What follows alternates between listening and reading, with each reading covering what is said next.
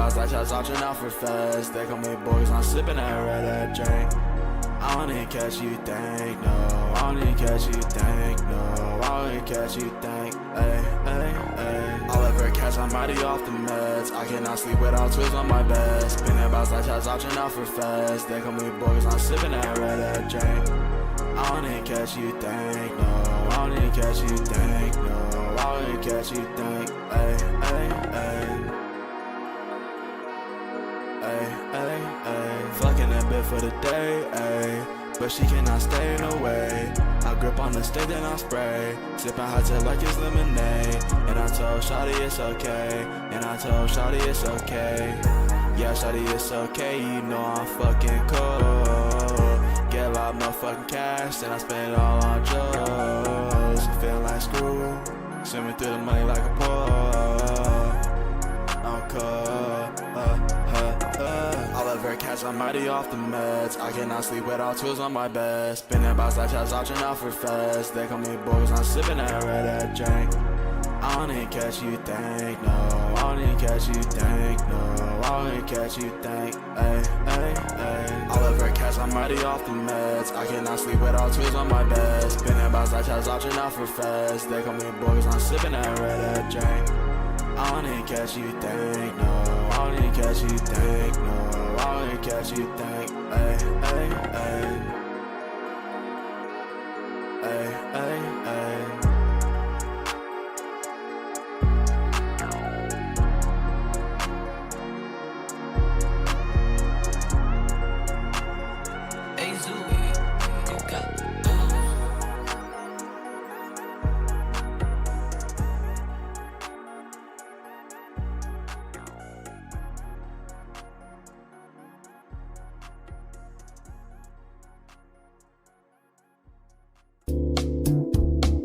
I'ma be for real, baby, you're what I need. Life without you is like poison to me. Life without you is like poison to me. I'ma be for real, baby, you're what I need. Life without you is like poison to me. Life without you is like poison to me. Life without you is like poison to me. Hold on, little shawty, take all my love. Hopping in the coupe, we gon' fly like a dove. I'ma have you screaming out, oh my God. Got you screaming now, sounding like you letting all your demons out. Hold on, love, try to get the scheming now. Ayy, slow down with me, come go down with me. Hold on, love, try to touch toes now for me. Do everything that you love now for me. I don't really care about love now, my love. I don't really care what the price is on. Said I don't really care what the price is on. I'ma be for real, baby, you're what I need. Life without you is like poison to me. Life without you is like poison to me. Life without you is like poison to me. I'ma be for real, baby, you're what I need. Life without you is like poison to me. Life without you is like poison to me. Life without you is like poison to me.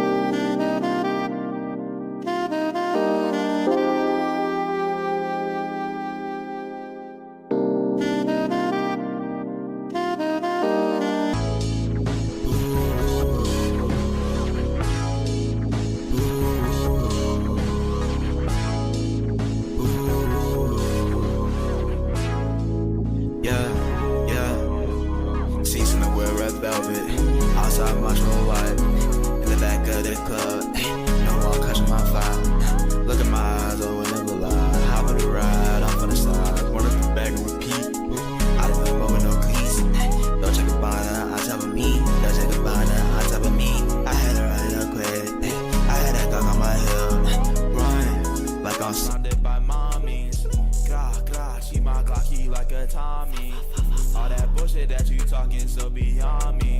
I'm really beyond that shit. Check out the shit on my wrist. My pinky ring, give it a kiss. I can smell the codeine when I piss. I'm a star, so come make a wish. The watch scale like a fish. Still walking a small bit of trish. I'm a wizard, my shot of your witch. Bitch, I'm dripping like dick cause I'm up. I be fucking up bucks. But let no take and go to a slide. I be gripping the streets in the butt. Yeah, no I hit. Shawty, she wicked and thick. We making movies flick. Pop up with this like I'm quick. Feeling like a wizard, I got sticks up in this whip, ayy. I'm a wizard with this walk, I'm a wizard with this Glock. Hop in a whip, then I ride off. Magic clip, knock his top off, yeah. Make a braid disappear like a wizard and maybe magician. Know that I'm off this beat for real, I can't feel my face, I be tripping. No, my city never gonna lie to me, she lost, so I'm never tripping. She told me put down the lean, I promise I'm gonna start sipping. Still, codeine in my stomach, oh, I'm never getting sick. 25, 30 something in the clip. Then I pack like 4 to 5 hoes in the whip. Pick up my like any money mo. Then I hit like a wizard. I got sticks up in this whip. Ayy, I'm a wizard with this flock. I'm a wizard with this clock. Hop in a whip, then I ride off. Magic clip, knock his top off. Feeling like a wizard. I got sticks up in this whip. Ayy, I'm a wizard with this.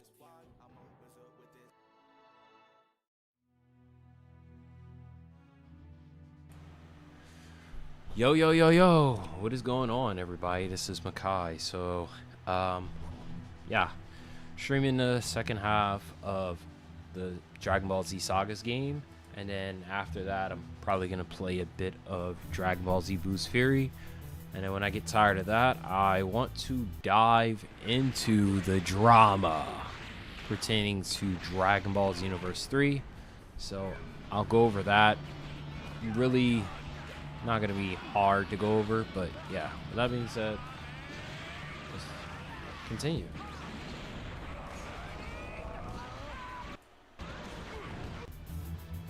So let me hit record. I just realized I could have just did the regular recording. Oh well, whatever. All right, and just make sure this shit is recording. Okay. Yeah. All right. There we go. All right, so last time. Oh wait, we got a load game. Oh no, I was about to say, does it load automatically? Hold up. We was on normal. One player. Oh yeah, we gotta load this shit up. Hold up. Ah, that would be so corny if it didn't save. I was about to say, bro, I was about to get so mad. I was like, bro, fuck this shit, man. Alright, so yeah, there's no like auto load, even though it checks the memory card, which is so corny.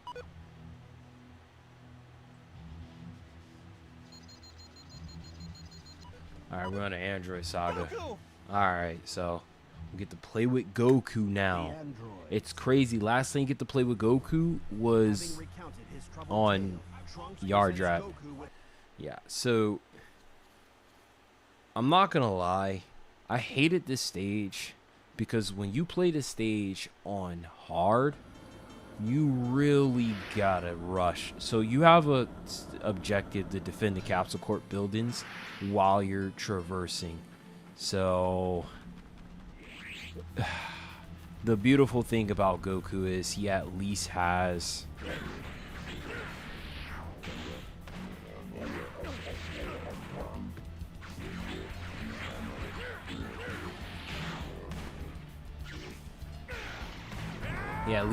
the ability to do like more damage than Trunks because he has Super Saiyan. So even though this crap is gonna get really annoying fast, it's not that bad. But you have to be careful.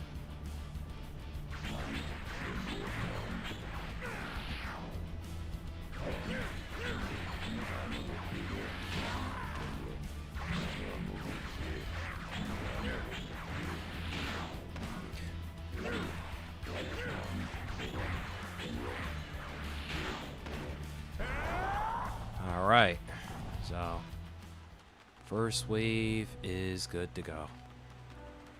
You can't go that way. Boo-hoo. So the level itself is like one of the shortest ones, but the objective is centered around protecting the Capsule Corp buildings. Oh my gosh.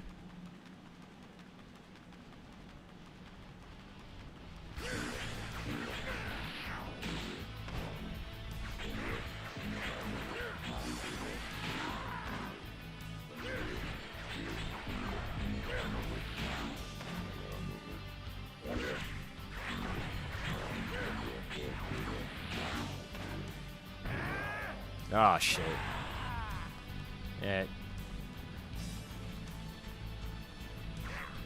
Oh my god.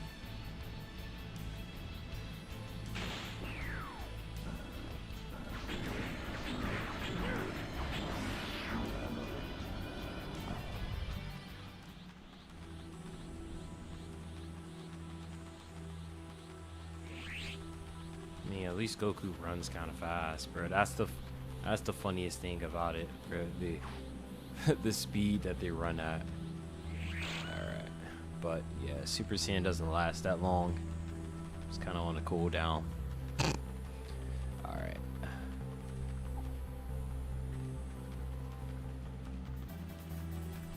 But this is supposed to represent the city on the island.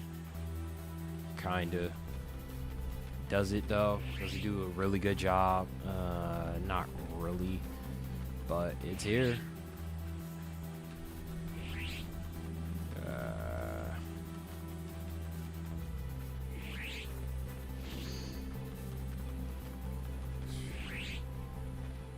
That's the dilemma we live in.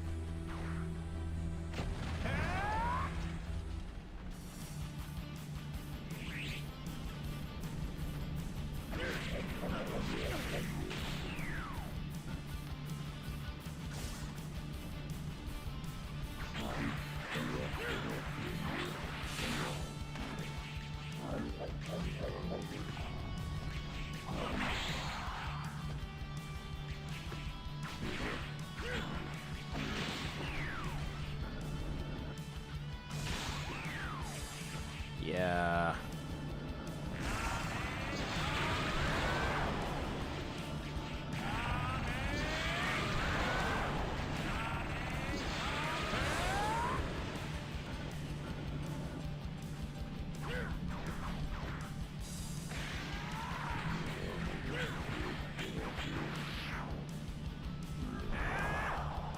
Here comes more. Alright, where are they landing?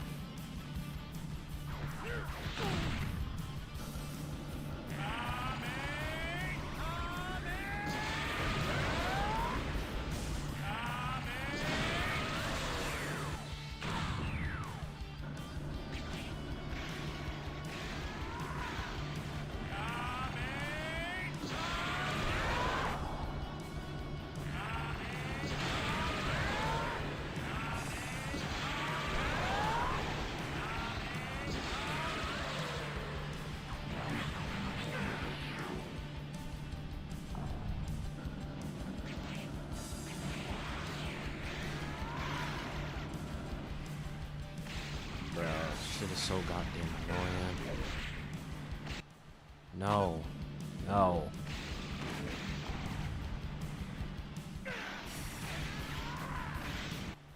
Oh my god. Oh my god. Bro.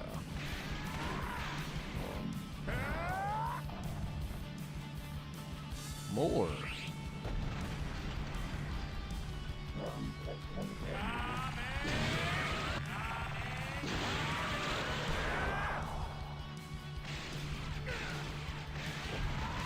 And spam.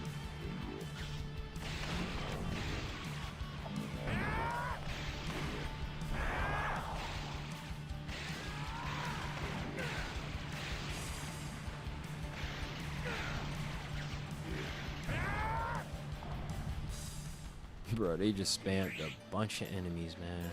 They know what they were doing. Alright, almost everything. Almost. Teleport. One of the last items. Roundhouse. Smash. Finish off your uppercut. Roundhouse. Yeah, something like that.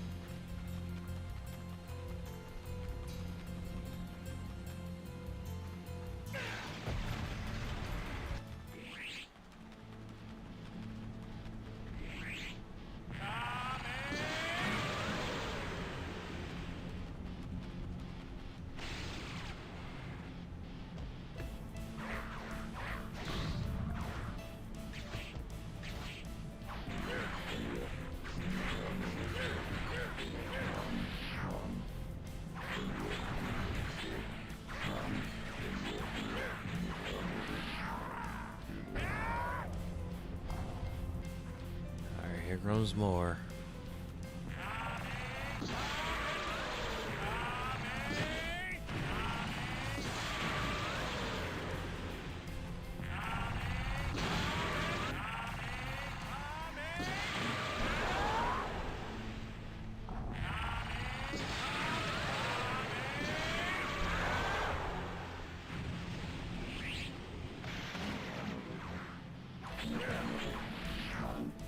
Right, and then the final. Okay, there's no final.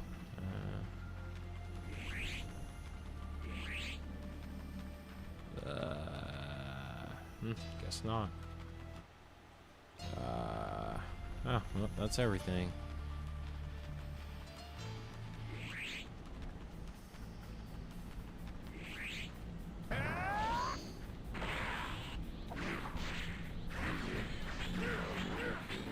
Oh no! What up, Fargo?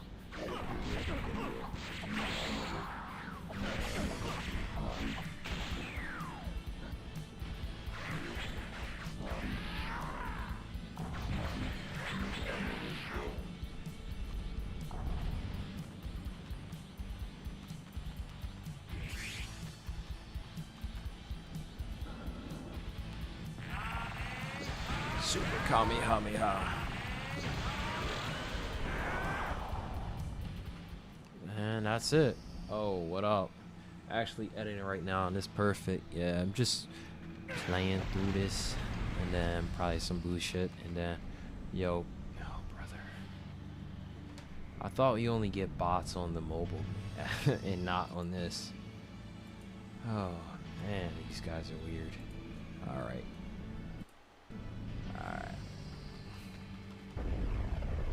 Alright, this level's done.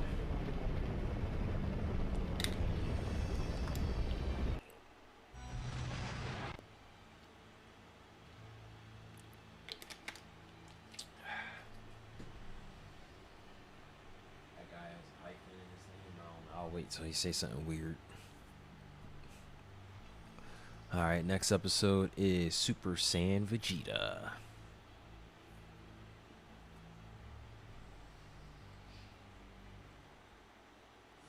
Super Saiyan Vegeta.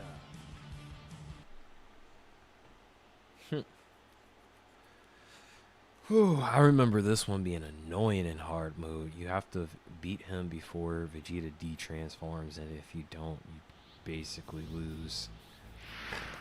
Yeah. No, you have to beat him before Goku is like killed. That's what it is. You're nothing! I'll crush you!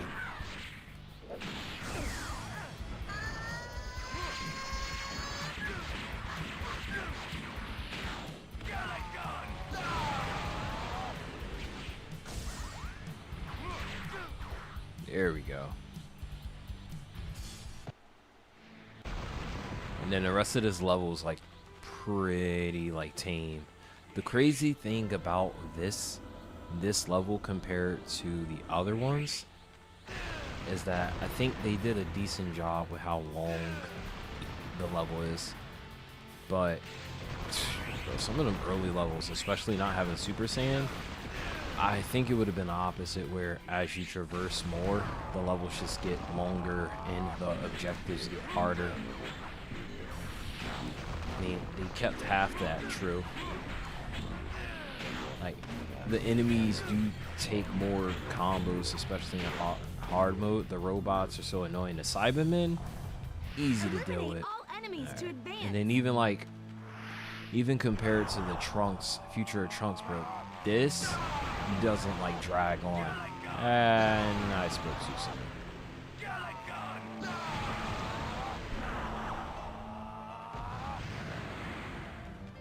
Here comes the first annoyance. Trunks, my goat. I think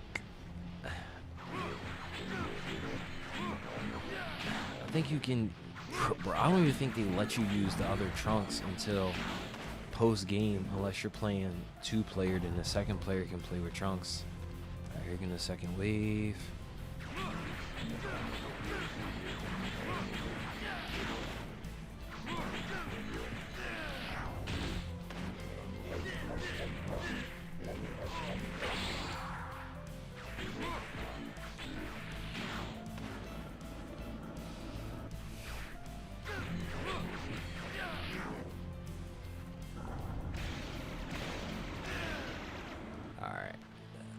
That finishes off everybody. Or there we go. Let me make sure the audio is being captured. It is. Okay. Alright, let's go.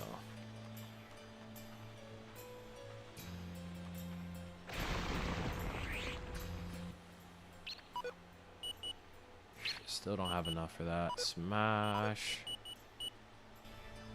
Okay. You can only carry. Let me go back and grab this shit. Like, they know what they're doing when they do this. Oh my gosh. Wow.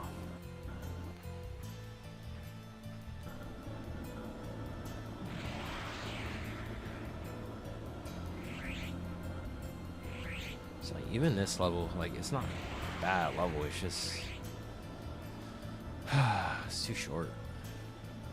They could have threw like some more challenges, maybe like a timer, like you have to chase Android 20. Nope, they just kept it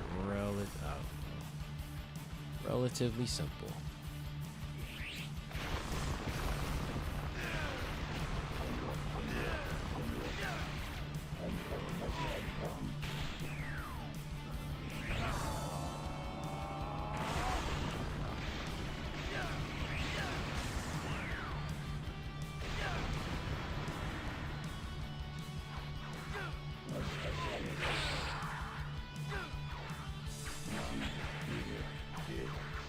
Wow.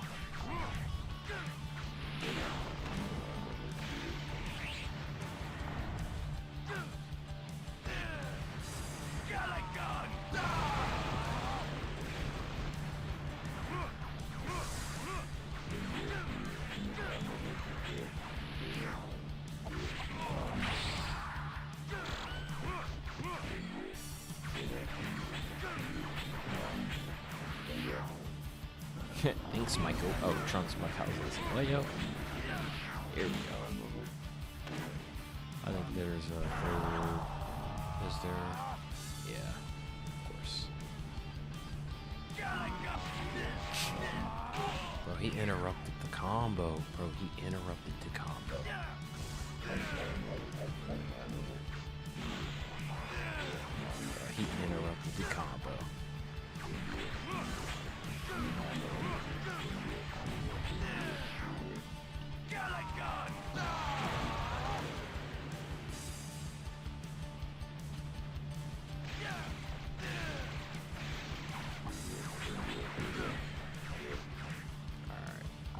Good enough.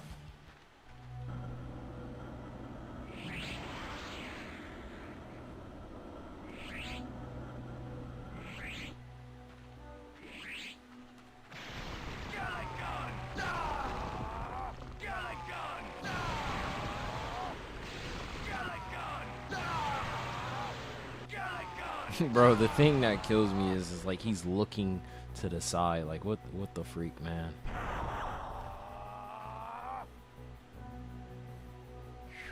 Bro. Yo, what the fuck? Makai, what are we playing? Dragon Ball Z Sagas. A wonderful time, man. Wonderful time. Bro, Nechi, what happened to I ain't gonna be posting for a bit, man? I was like, damn, everything good? Let's see, 8 coins. No way you still haven't beat this. Remember, it took like 3 hours to get to this point, and I just didn't feel like staying up much longer. My channel got strike. Dang, how you get a strike twice? Is it because of the gameplay shit? I wouldn't take the chance, man. 90 days, bro. I'll just be chilling. Of course, I don't have enough. It's probably like 8 more coins. I have to wait 6. I have to. Dang. What was it for?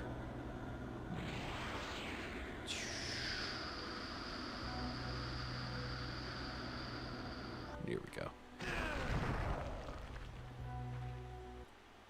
It's probably the other channel, isn't it? Anime shit. Alright, here we go. We gotta fight Android 18. Are we gonna use the cheese or are we gonna actually heat trolling? You don't even have a chance. One for Baruto video. I made an anime. Oh shit. Yeah.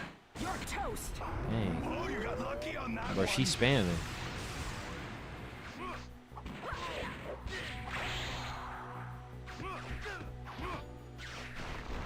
And the second one was the Chainsaw mobile trailer. Was that for the anime?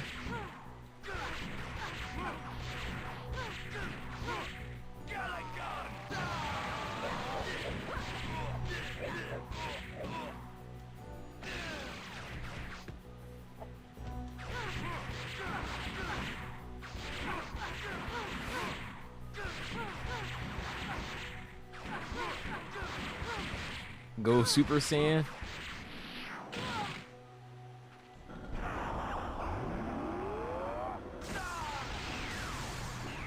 Damn.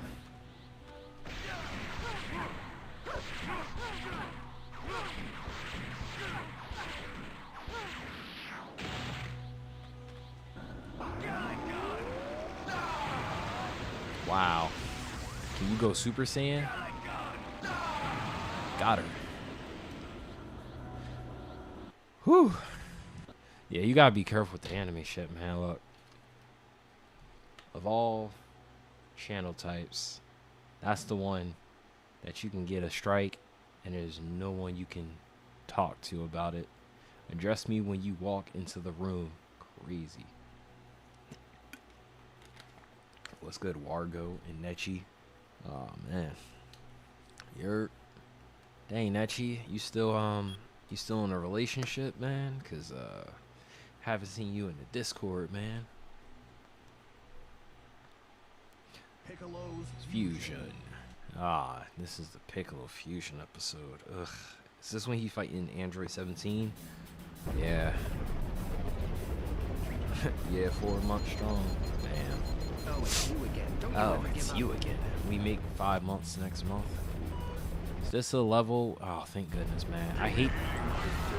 Bro, the rest of this game is like so fast. And they give Piccolo transformation like because of Legacy of Goku.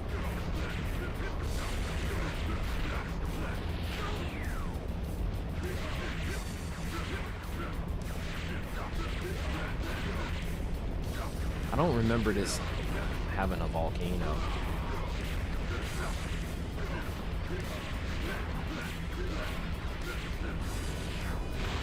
God. We make 5 months next month. Damn. It must be super Namekian. It must be great to be in a relationship. Is she gonna be your camera woman? New Sleeping Dogs movie news. They said some good updates coming soon. Oh yeah, I did see Simon Liu post something. And I started thinking, you know what? Maybe there's a video stuff I can do. So I'm thinking I haven't seen a ton of people make like character analysis videos on the characters in that game, but they swear up and down that game is fire. I've seen one video from for Wei Shin, but it's basically like a giant for the game itself. So I'm thinking that might be the method. Oh shit! Special B. It's also the first time you played with him. Oh shit! Oh, I forgot they followed.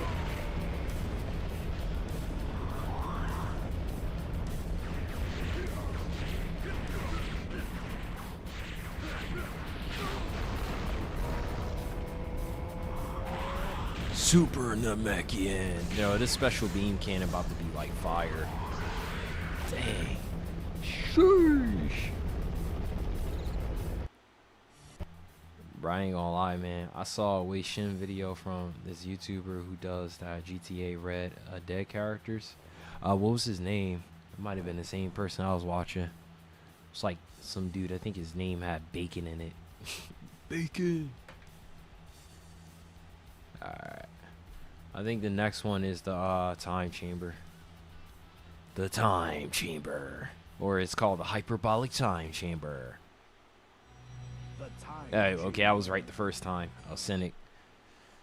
Nah, I don't know. Actually, I think I might have saw his name. I was looking at this earlier. Alright, this is like the easiest episode. So this is finally Trunks where he has Super Saiyan. Oh my god, but this is a combo. This is a combo episode, bro. This shit is so easy. But here's the corny thing. If the computer gets the combo off, and like, I think if like they get their stars, yo, you lose a life.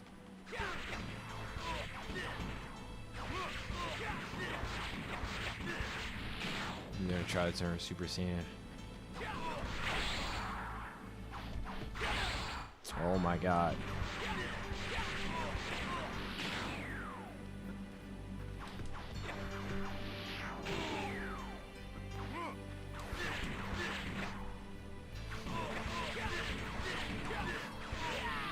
Yeah! He just got 100. Oh shit.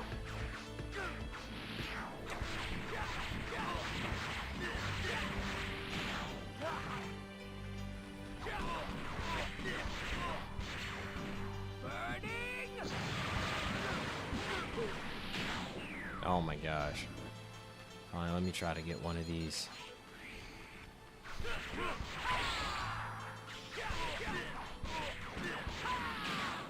Gotta get them stars.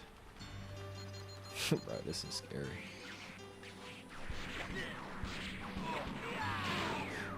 Yeah.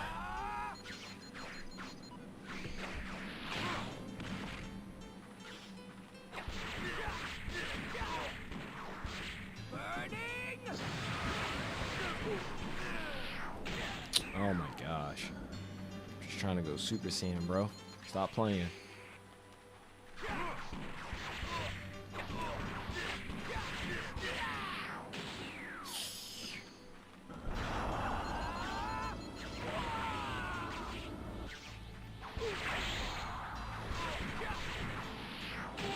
Got it. Bro, that's literally the episode. It's so easy. And then next one is I don't even know what it's called. Imperfect Cell. That's definitely what it's called. Imperfect Cell. Yeah. Okay. All right. Maybe I remember this game more than I should. And of course, you're playing with Vegeta. They don't even let you in. So you basically gotta beat Cell the whole time. But like, there's no way that you can beat him until the end when he turns Perfect Cell. But this is the last like stage in the whole game. Everything else is just like a singular stage. All right, hop off my dick, man. Like, damn, chill. You must kill all enemies before proceeding.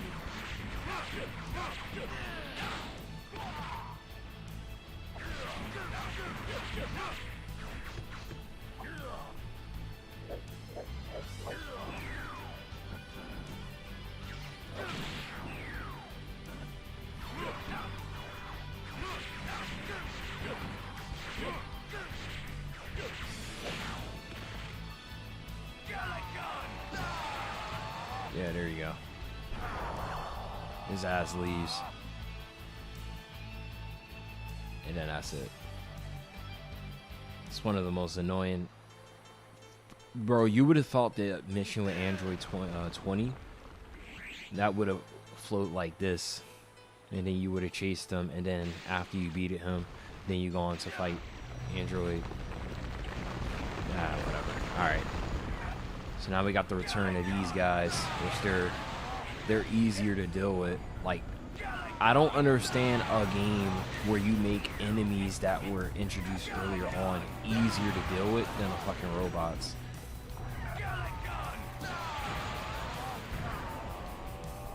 Like the robots you can't do this with.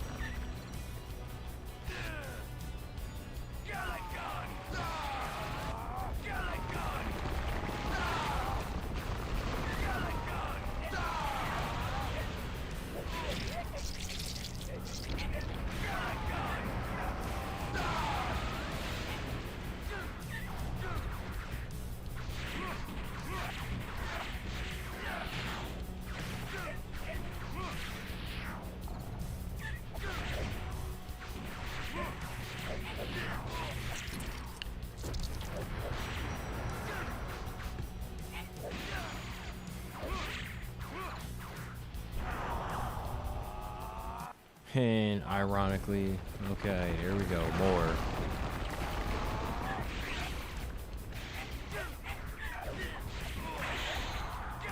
Oh, God.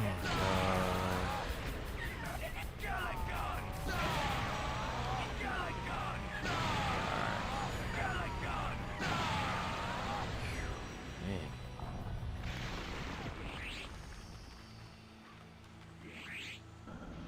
Did I miss anything? No, I didn't. Not yet. Oh.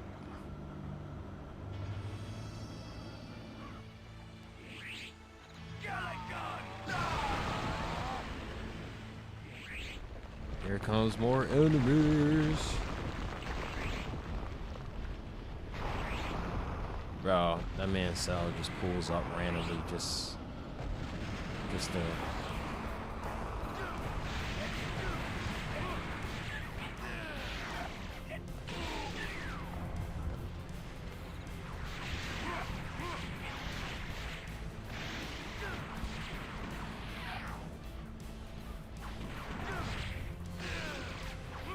Wow. Like, what the freak? It just would have been better from a game design standpoint if these enemies were a lot harder, but they're not.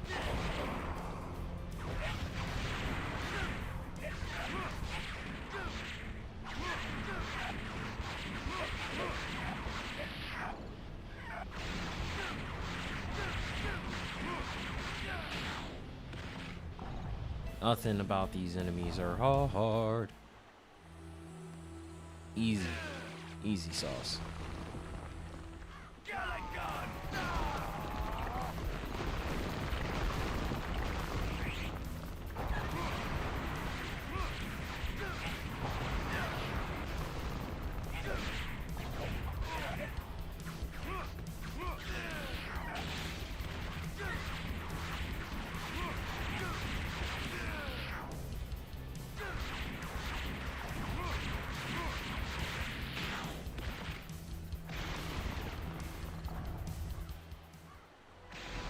It.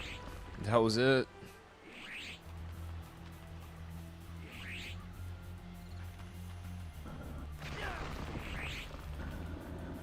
Oh yeah, it forces you over here, and then you gotta fight him again. Ah, man. Bro, and the way they just be looking so cross-eyed is so funny. Like, what?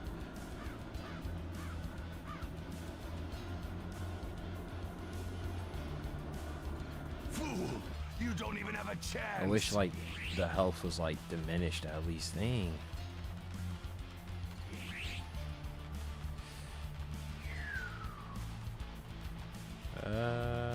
Collect everything, collect everything, collect everything. Follow me. Follow me. You just hit 100K. Damn. Alright. Time to turn Super Saiyan on his ass. Dang, that did nothing.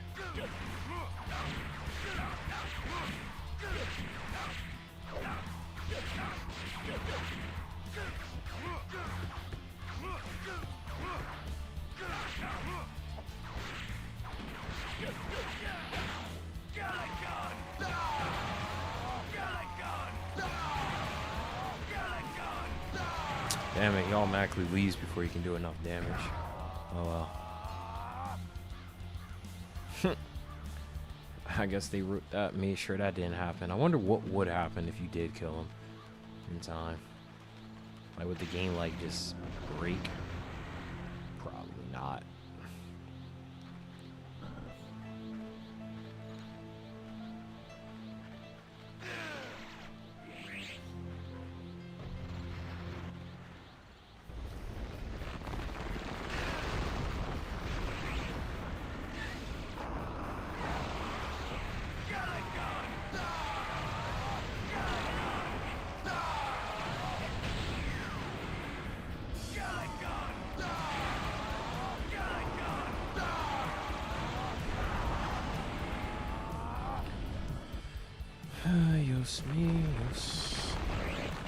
More enemies. Okay.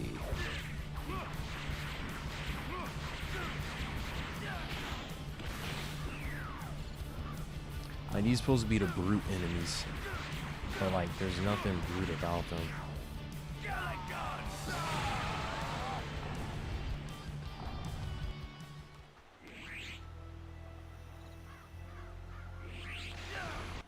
All right. Nearly everything.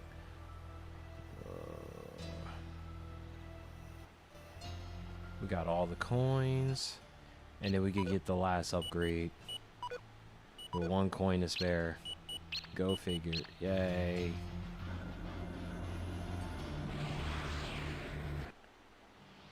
And then now we're fighting Perfect Cell. Like, no reason, no in-game reason why he's now Perfect Cell. I'll crush you. No aim.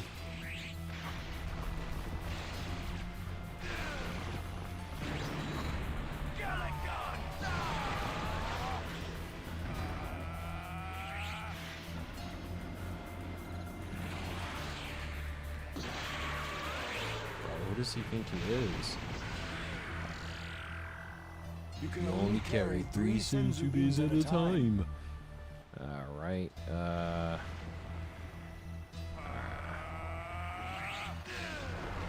bro, he's used this Structo Disc. Alright, we got everything.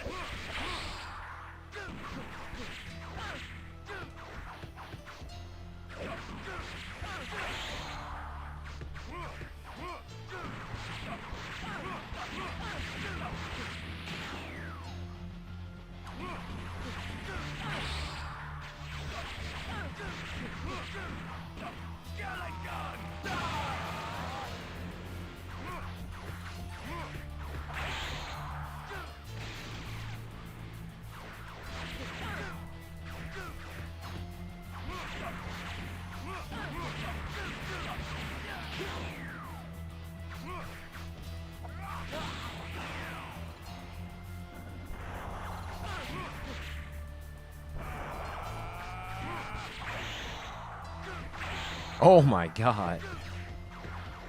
Bro thinks he's a tank.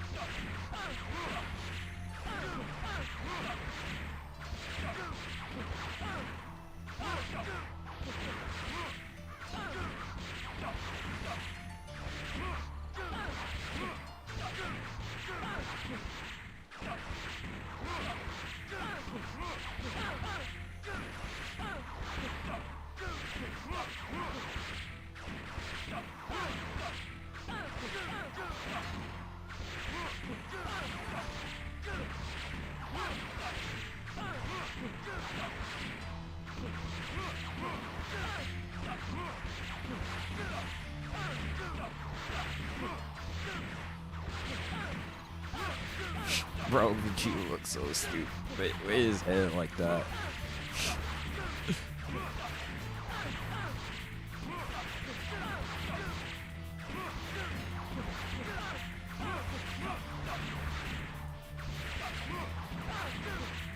I'm still hungry.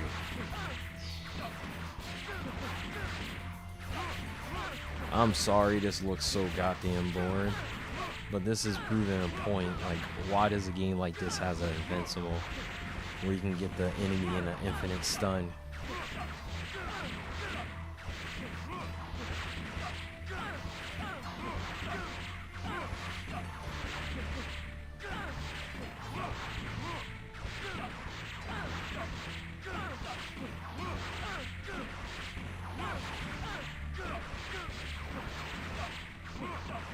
This is bad game design.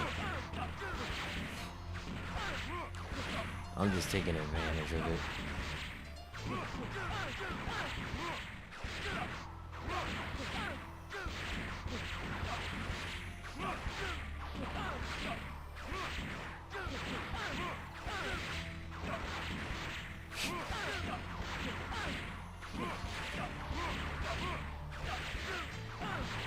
And by the way, I've never done this when I played originally.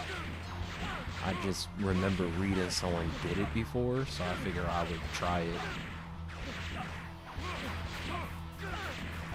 And this is disgusting.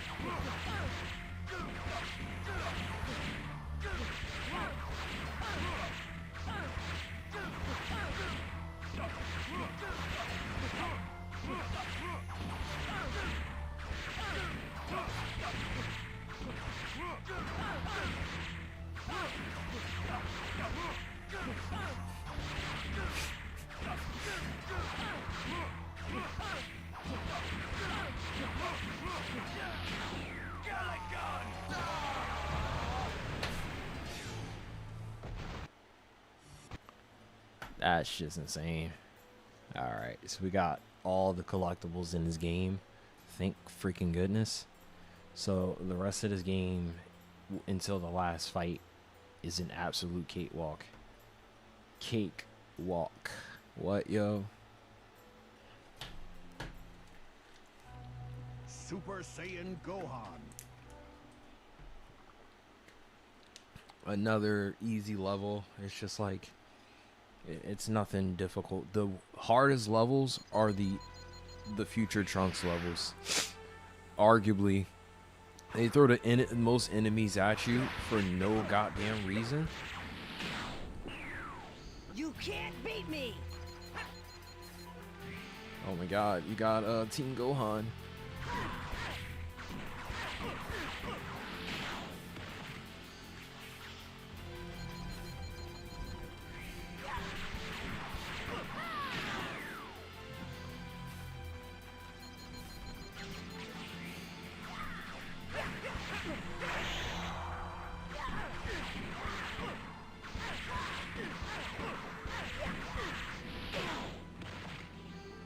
Tatsumaki, bro, I swear that's from One Piece.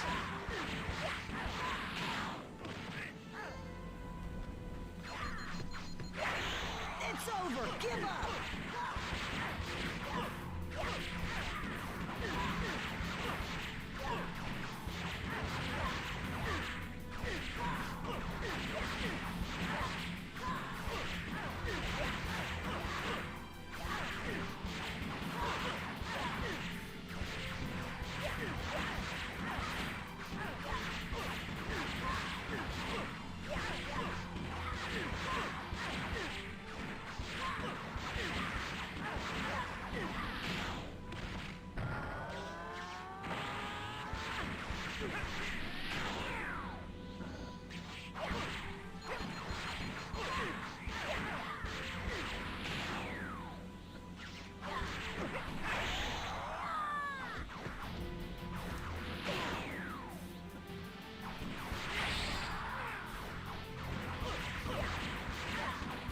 Got him.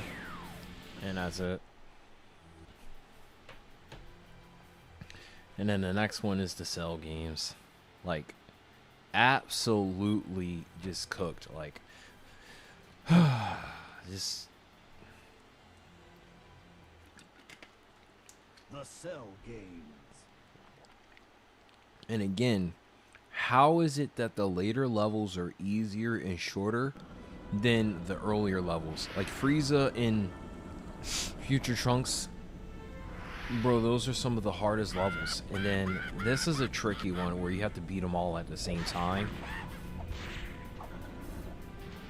I found the easiest way to go about it is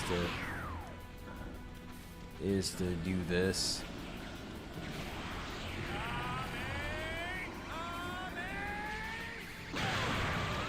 Is to do the instant transmission.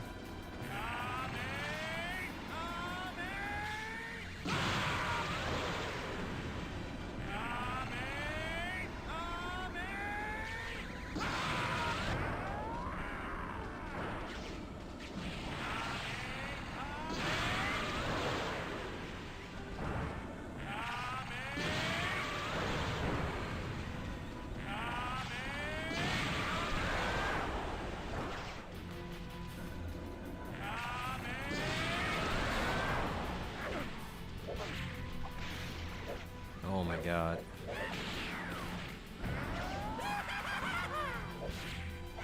I haven't even started yet. Is that all you got?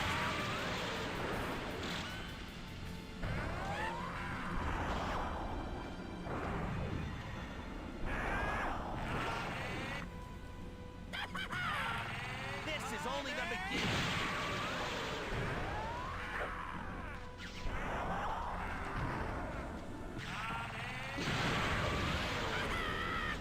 Give it up. There's no use.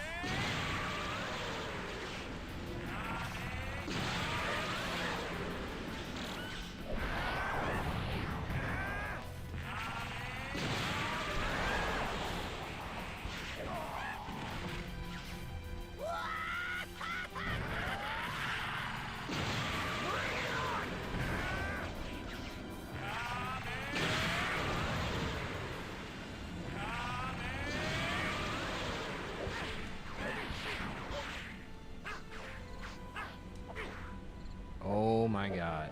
Is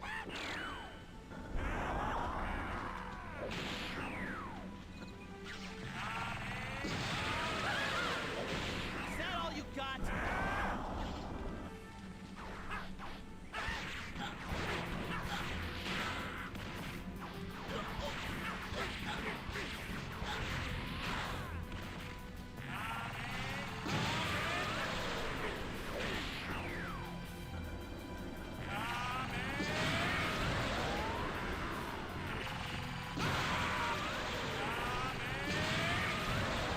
And that's it. So it's just literally a game of beat them before they get back up in time. That would have been a great like mini game for like another level perhaps, but this level is kind of boo boo gar kind of. Yeah.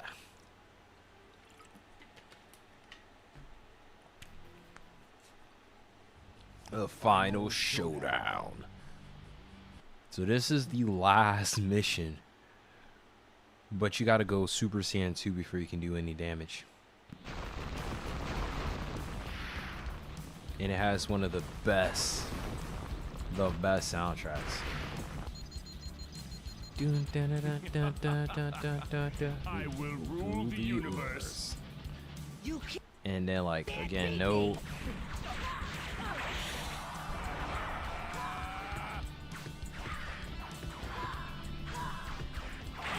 And you gotta do this while maintaining the Super Saiyan. Like this is like arguably like a hard level.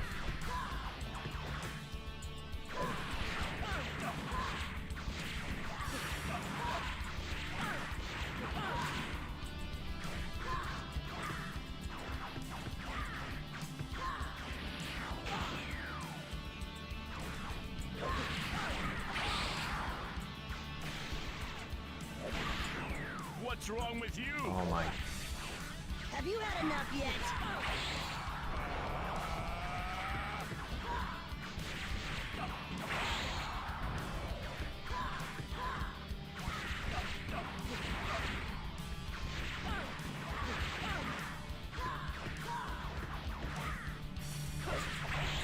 Did you really think you could beat me? You're gonna have to do better than that!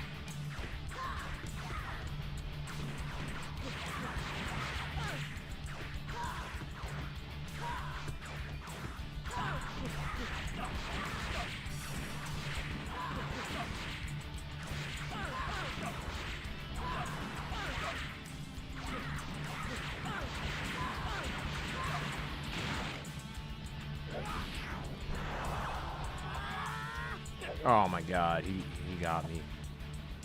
Oh my god, the game. The game glitched. Oh my god. Yo, he can't get off him, bro. That's actually insane. Yo, what is this game? Alright, I'm gonna have to quit and then read it. Bro, he's even going while in the... Bro. What is this?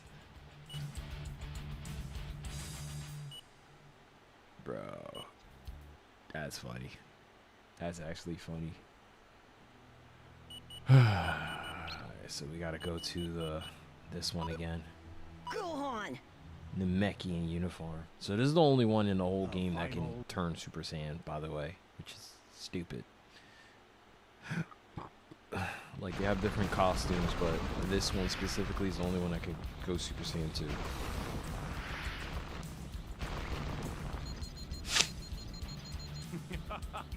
I will rule the universe. You can't beat me!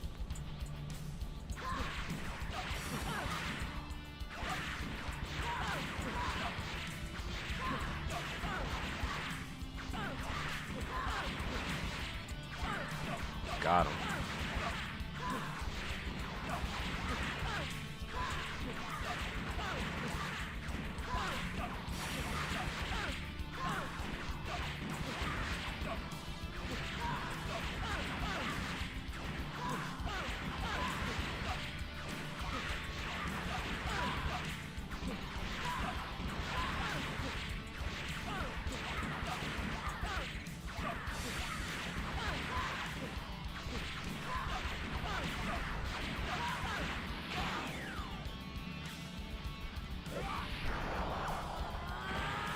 Got him.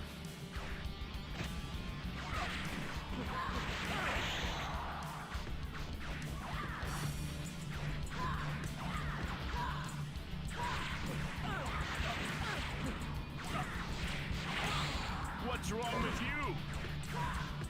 You can't beat me!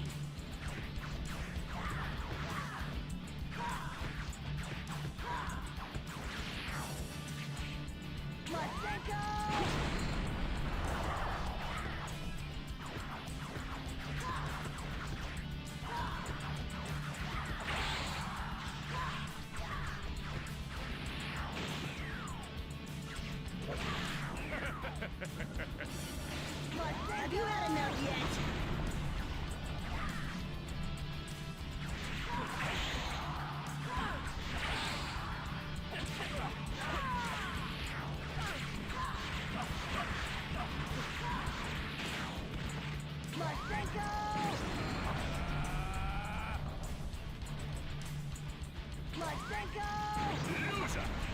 Give me all you got! And then the final part, now I gotta use the Kamehameha. That was fast. And then you see the beam struggle. That's the end of the game. So what you unlock when you beat the full game is a mode called Pendulum.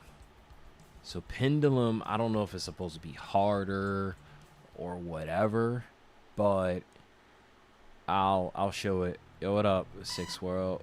What is going on? So So the only thing that you get from extras is the cutscenes. You get the cutscenes. That's it. Everything here, that's it. Absolutely it. It like, and then if you go on the pendulum, you could play with 2-player.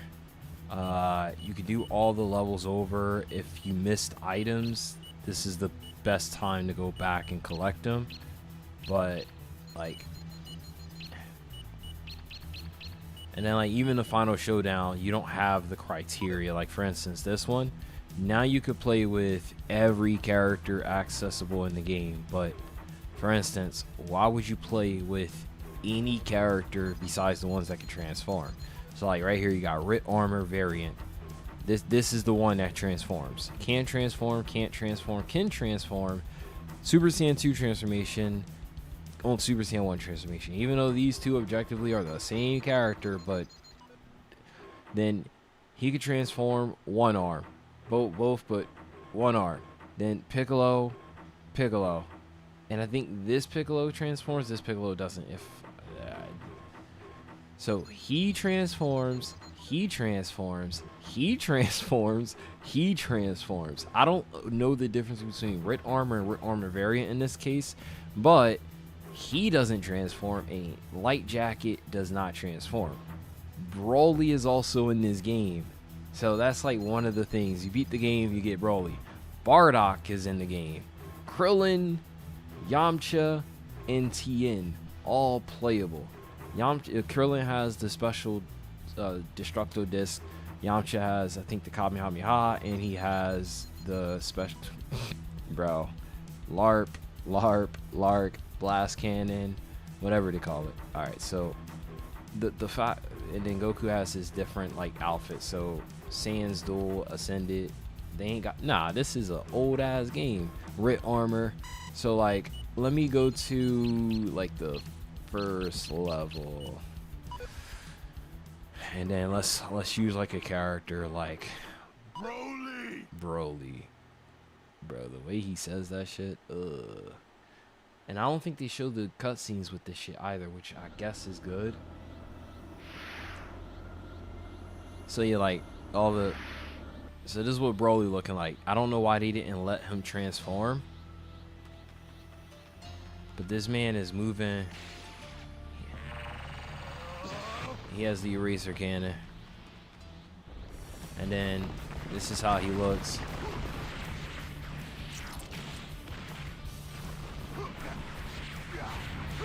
But like outside of the special attacks, there's like no reason at all to play with this character. So because he's technically a Super Saiyan, like with the Super Saiyan characters, they have bigger blast. So like Broly's just cheating. Like what the fuck? So like he's like buffed up. So he's like the strongest character in the game without transformation. Then you got Bardock, which like, this was a time where like Bardock, Glaze, and other shit was like at an all-time high. Still is, but like 2005. So Bardock doesn't really have anything. He just has his whatever this is, but he doesn't have the buff like Broly. So it's kind of like pointless to play with him. I'm not gonna lie. Like replaying this, the only reason why you would even want to play with Krillin, Yamcha, Tien, or Bardock is because you can. Like they don't have a buff, there's no stats, so like you have no reason to play with them. And then replay purposes, it's like, I guess it's like great to play with them one time, but they're just character skin. Like without the flair, anything of that nature of their character, you are quite literally just playing. You're just playing a character who offers nothing. Like What am I gonna do with a Kriller?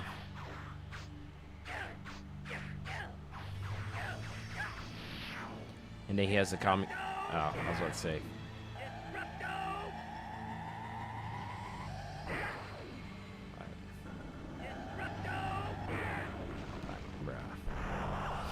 They could have at least gave us the ability to change out, like.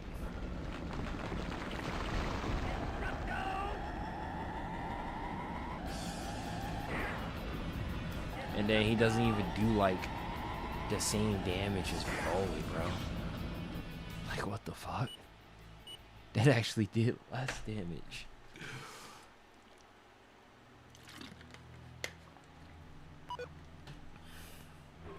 I'm pretty sure Yamcha has Kamehameha. And he says it just like how I just said it. Kamehameha. Maybe I'm wrong. And then they got, like, you don't even have, like, wait, hold up. So his image, this is the laziest thing, right? So his image is his long hair. And that's specifically at the start of Dragon Ball Z, like right after Dragon Ball. But they give him his android look. Like, that's so disrespectful. Bruh. That's crazy. Actually crazy. And then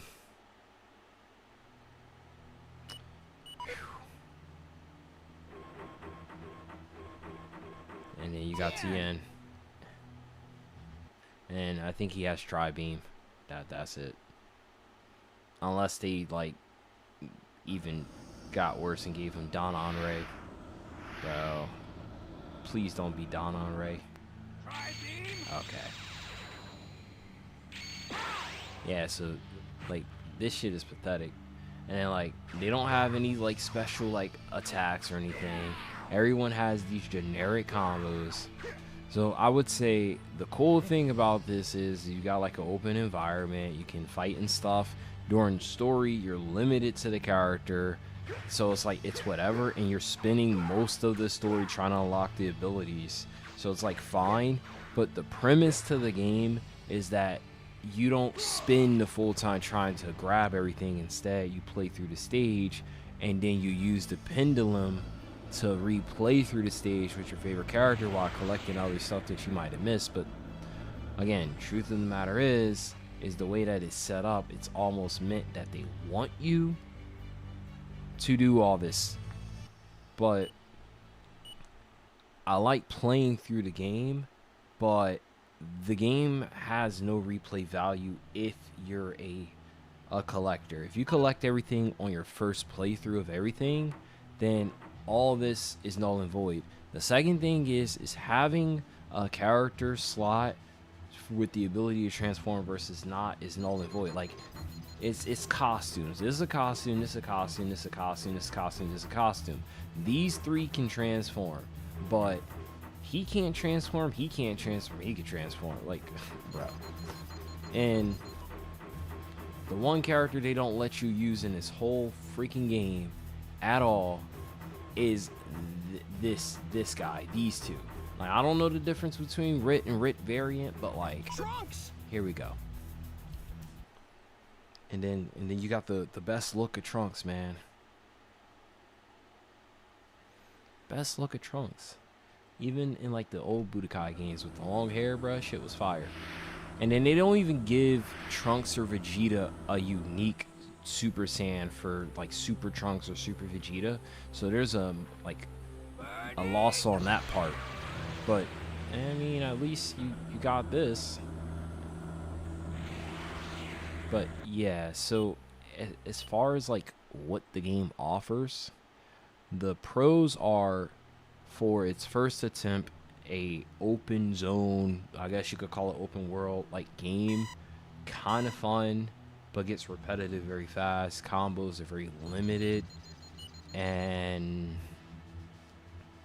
once you beat the game, you have no reason to ever play this game again unless you're feeling nostalgic and you want to re-experience it. But if I had to give this an experience, I wouldn't even call this the worst Dragon Ball game. I would say this is somewhere around like a 5 or a 6. Like, it has potential, but it gets repetitive very fast, and enemy units are unforgiving. Enemy units get repetitive. They don't offer up any strategy unless it's an objective based thing, like in stages where you got to protect Dende or you have to protect the buildings. That gives like a secondary thing that you got to interact with, so you kind of forget the repetitious nature of the game. They could have done more of that. They could have added more tension in that regard, and that could have bumped it up to like maybe a 7, because then, even though the game is repetitious in terms of attacks and stuff, you would have had a secondary thing that you wouldn't have been worried about it as much, but more so, what's the most optimal way to take care of these guys? The fastest way. But yeah, so I mean, and in something that people may not know unless you played this, there's an ability to have infinite health. I kid you not. Before you start on your adventure, you're going to need to learn about items you'll find along the way, as well as some basic combat maneuvers. So yeah, there's a tutorial that helps you out how to play the game, but like, that's it. Which, this is great. This is the only place that you get this at. This is the only time you see Nail too, which is like, why? Press and hold the L. Very good. When you've locked onto a target, you can dash side to side or backward and forward by moving the control unless stick. that's just Piccolo. Give it a try. It's definitely just Piccolo.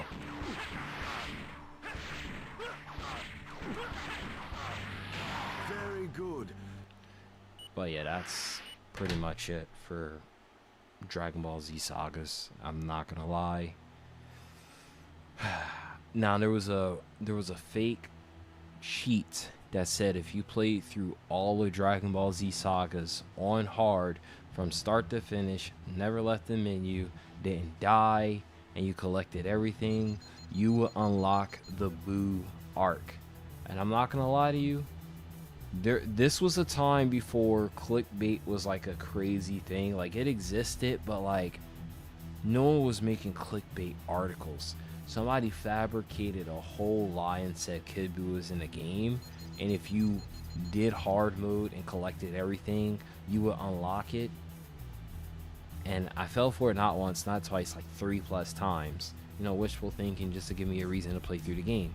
So I would play this game on freaking hard, and it would take all day, just because what it does is, instead of making the enemy AI a lot more intelligent, it makes damage and health different. So the amount of damage that you do to the health is lower because their health is much higher, and it just drags. Normal and easy is probably the best way to play the game because it's less noticeable, but after like the Namek saga is when things get very repetitious and you just start to get bored of the game. But fortunately, it's a short game, so it's not that big of a deal.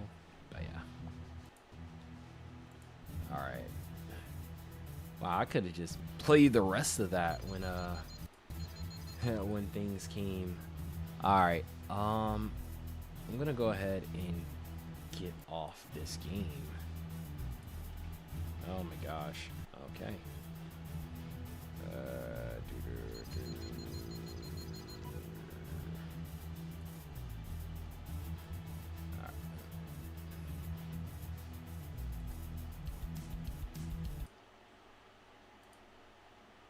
Alright, let's bring this over. Okay, so let's turn on the stream music. Oh wait, I gotta, yeah, there we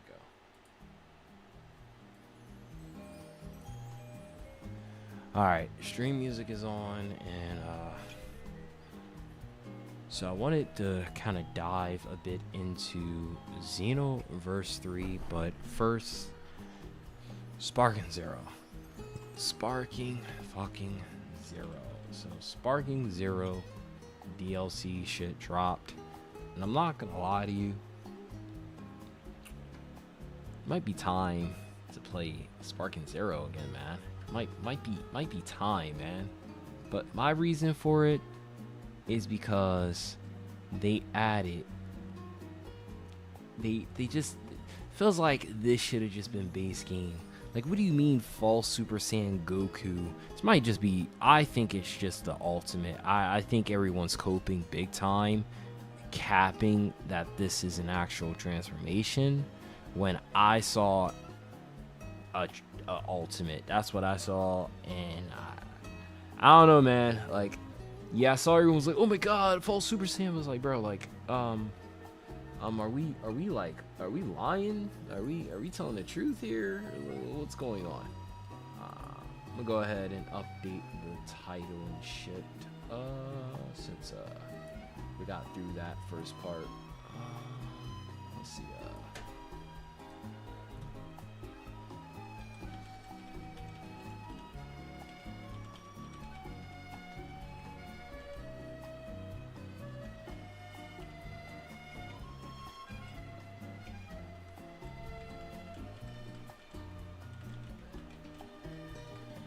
I should have made a thumbnail in anticipation of when I finish that. Yeah, didn't think about that one. You know what? I might have a default thumbnail, like something I made in the past 4 streams, just cause, and I don't. Nope, nothing. Ooh, that's terrible. Like, I don't think I have absolutely anything. Yeah, that's brutal.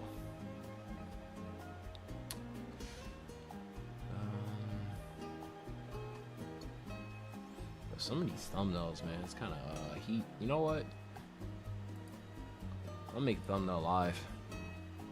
I'll make the thumbnail live, man. Show the process of how this is done. Now, hold up. What the fudge? I thought I signed in already. I did.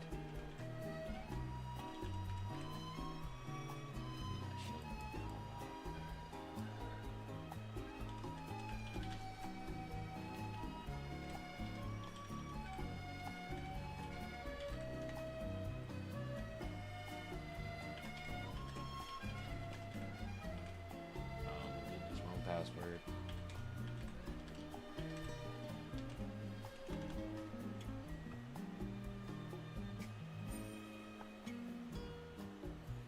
All right.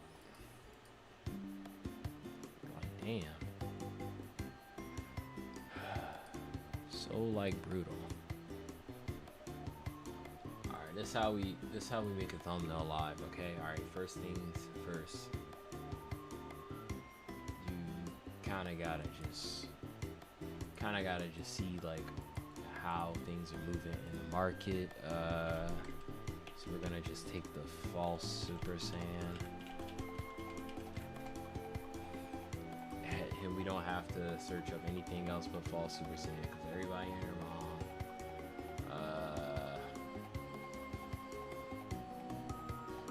I guess we gotta put Sparking Zero.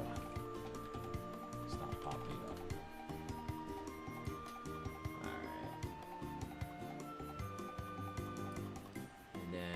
After that, it's just we're the video on the new I wasn't home when that dropped. I mean, I could make a video where it's just outlines kind of what the trailer revealed, but it's like probably later. I had to drop that Avatar shit, you know. Like, I saw that early in the morning. I'm like, wow, that's crazy, man. This y'all game, man. This is y'all game. Alright, then what I like to do is I like to go to subject, so that it just like selects the shit, and then I just click the camera tool, and ooh, it's terrible. Sometimes it doesn't do a good job, man. No one gives a fuck about Expo. They don't, but it's like, for a company to be able to like do that. Like the only companies I ever seen do some shit like that was like Square Enix, where like I swear like Final Fantasy 15 was supposed to originally come out in like September and then like close to release, but never before have I ever heard of a company wait less than 24 hours to be like, yeah, this version of the game, nah fam, it ain't coming. It's like, what when was y'all gonna say something? And then next, I like to use camera raw filter, bro. This is like crack to like everybody and their mom. They know about this shit. Everybody know about this shit. So yeah, I like to use this shit. And then yeah, that's pretty much it.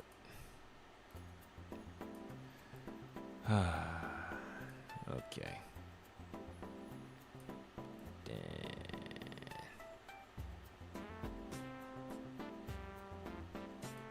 gotta make yeah, and then just so that it doesn't look stupid, gotta add a little bit of a blur effect, and then that's probably just it. Bro, whitewashing Goku. Nah, I just gotta make it pop a little bit. And then after that, the Sparking Zero trailer, man. Sparking Zero. I put Sparring Zero. What the fudge? So many people were hyped. Oh my god, oh my god. It's like, bro, y'all know dang well y'all not playing this, man. Let's not. Then random thumbnail from Google. And then I put it in here, and then yeah, some shit like that. And then I use the blur tool, Gaussian blur, of course. Put it on like 6, 7, about 8. And then I'll make a duplicate, and then change this to multiply or overlay or multiply. And then after that, erase some of this shit, cause that's not looking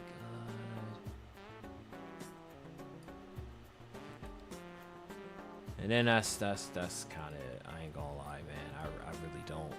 But what I would then do is add some text, and then bam, that's it. That's it. But I'm gonna do it like this. I'm like, oh my god.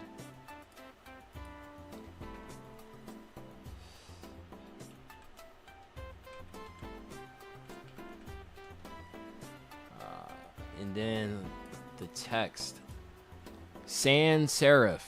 Sans serif is the text that you want to use, that style. Sans serif. If you don't have a sans serif style, go find it. So Impact, Futura. I personally don't follow my own advice, and I use a style. I usually use Compacta, which is still a good style because it's a clear font, it's big enough, pause, and like it gets the job done. And bam, and then we have text. And that's it. Personally, I probably have it like right here, but I really don't care. It's just a thumbnail, just to slap on the stream. Export. All right. Let's see. All right. Change the thumbnail to this shit.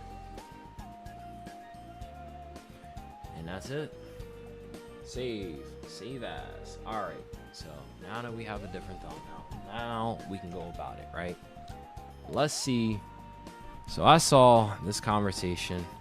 Six World basically said Glopku was a glazer for, I guess, agreeing with C-Reacts.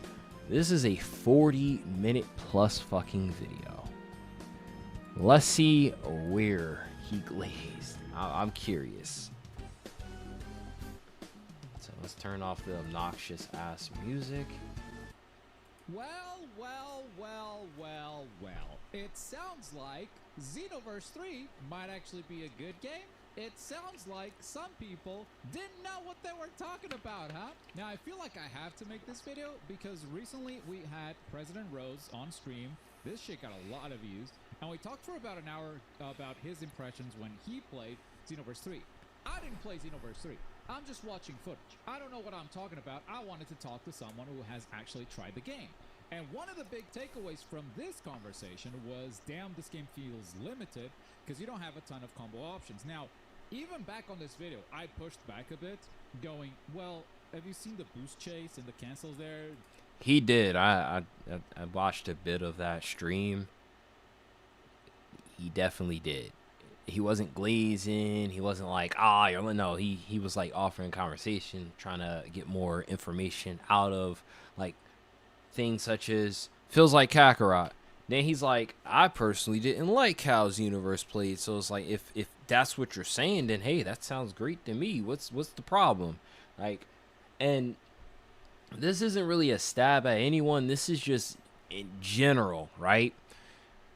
When you make a YouTube video and its premise is to educate, you have to be clear and concise with what you're saying so that the consumer understands your intentionality.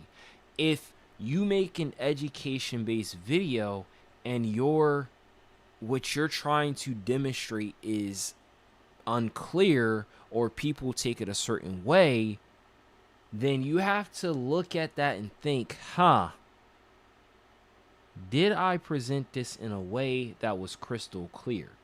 Because if not, then you get a bunch of different people having different interpretations. Like, oh, well, he meant this, he meant this. Well, we know what he meant, but it's like, we don't know who he meant. We don't know his content. So I think what happened is that after President Rose comments and stuff, there was like people on one hand like, bro, blah, blah, blah. And on the other hand, like, blah, blah, blah, this, that, that. And it's like, yeah, but here's the thing. With information, if there's a lot of confusion, that means either A, the community is purposely doing it on purpose to make the person look stupid, or B, the person didn't do a good enough job of breaking down the information in like showcasing what they meant by what they were saying. It's like if you have a teacher that can't break down something so that you can learn from it, that may not be a good teacher. It's one thing if one student or two students out of say like 20 is having trouble understanding you.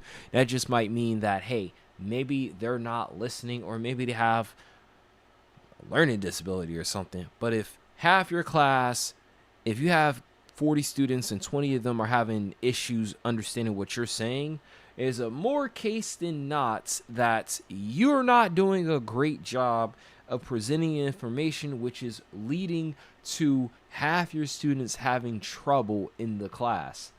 And I was in a situation like that where not one, not two, but several people in the class had issues understanding the professor. This professor had a heavy ass African accent, and she just so happened to be the head of the department of the degree that we all were going after. So it's like, it made no sense, and it was just like a bad situation. But we made it through, made it happen, worked together to understand the subject matter to get through the class. But this isn't college. This is a YouTube video. In a YouTube video, you have damn near unlimited time, to an extent, to break down your information, present it, watch it back, ask yourself, okay, all right, and then put it out there on the internet. So Glauku spoke with President Rose, one of the first people that got a chance to play the gameplay, and he figured, it's a good opportunity. And so he was going off of what he said, but when C Reacts posted his gameplay, he's like, okay, well, there's another person that played the game. Let's hear what they had to say. And they're like, well, this person said this versus this person said that. This person broke it down a lot easier, and it wasn't like I don't even think C-Reacts compared the game to Kakarot in his video at all. But C-Reacts didn't glaze the game. Like, the thing that I watched the whole video, he gave his pros and cons, and not once did he glaze and say, yo, Xenoverse 3 is that game. He was kind of like a lot of the other people where he expressed some concern, and he expressed what are some goods, what are some bads. Pretty much a very fair critique. Like, quite frankly, I don't think anyone I watched has been glazing Xenoverse 3, which is funny. It's just funny when people make it seem like you can't critique the game or share like concerns. Like, oh my god, you're hating just to hate. It's like, no, maybe I'm just expressing the problem here. I'm allowed to do that, aren't I not? Huh? What, yo? Anyway, let's see what you gotta say. I feel like that was dismissed by President Rose, and now C-Reacts has played the game, and within minutes he shows that you do have options, that you do have combo variety, that you do have freedom in stuff you can do. Now, in his defense, President Rose, he had a limited time demo. He played it 3 times. It's not always the ideal scenario or the ideal place to learn the full game. That said, and because he's going to learn this the hard way, when you do these demos, these events, you don't make claims such as, oh, this game is trash. Because there's always a chance that you didn't see or you didn't learn the game as you should. And that kind of goes back to my point where it's like, look, especially when you are to people a figurehead in the space, you say something, they're gonna go with it. Oh shit, this is it. If that ends up not being the case, or if that's not the intentionality of what you meant, and then it spreads like wildfire, that could have disastrous effects and can give people the wrong impression, like, oh, he's just being a hater or he's doing this, and it's like, that's not the intention. It's like, I personally assume that C-Reacts and Afro had 30 minutes back to back. They were able to play both the sand dude and the chick back to back, no issues, right? And if that's the case, I would say they had maybe a little bit more time. Probably like Bandai people were like, yeah, bro, this is how the game plays, whatever, right? But I think they had roughly the same amount of time. The only difference between the DreamCon and C-Reacts and Afro is that they got direct feed. They got the actual, like, the footage, the good shit, not off of a cell phone or maybe a mirrorless camera recording. So today I want to go through his gameplay, C-Reacts. He has uploaded another video today, which I've watched, with some more thoughtful opinions on what he thinks is good, what he thinks is bad. This is more of a gameplay reaction, which I think is more interesting for us. But if you want to watch his full opinions, then you can check out his other video on this too. By the way, I'm delaying this reaction. And I watched both of those too. Action like crazy. Because of your comments, I have checked out the Modding Corner, aka Eric, and I am trying to get him on stream for Friday. He's accepted my friend request on Discord. We haven't talked yet, but I think Friday we might be able to get together and talk about it. But I think a lot of the things he's going to say are things that now C-Reacts has also said. But he's going to be on stream on Friday.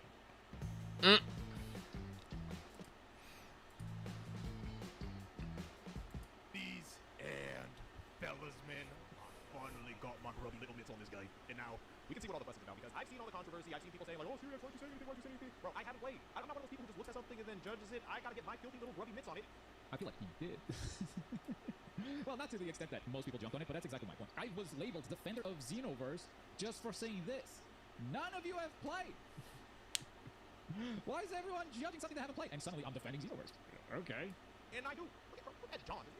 He's looking clean. I'm gonna I've said that exact thing. 420. what all the fuss is about. We're gonna try to solve or answer all of them. I'm gonna skip ahead in this video a little bit because he does explore the lobby as much as possible. There's some cool models with some good like potential outfits that you'll have on your character. Fat Earthlings now confirmed for Xenoverse 3. I don't know if your character will be able to be Fat Earthling, but that'd be cool. Yeah, but he goes to a bunch of characters that you can see in the lobby. It's like all of these clothes could be options for your character. A lot more casual clothes than maybe Xenoverse 2 had, which I like. I like that a lot. I like my casual clothes. A lot of this I think comes from breakers. Someone did a breakdown on Twitter. I'm just gonna guess it's wrong, man. Look at him. big Did we find Universe 2 with the right outfits? I think that's not true. That's like having a Super Saiyan. Wait, you're not a Super Saiyan. Pretty exciting.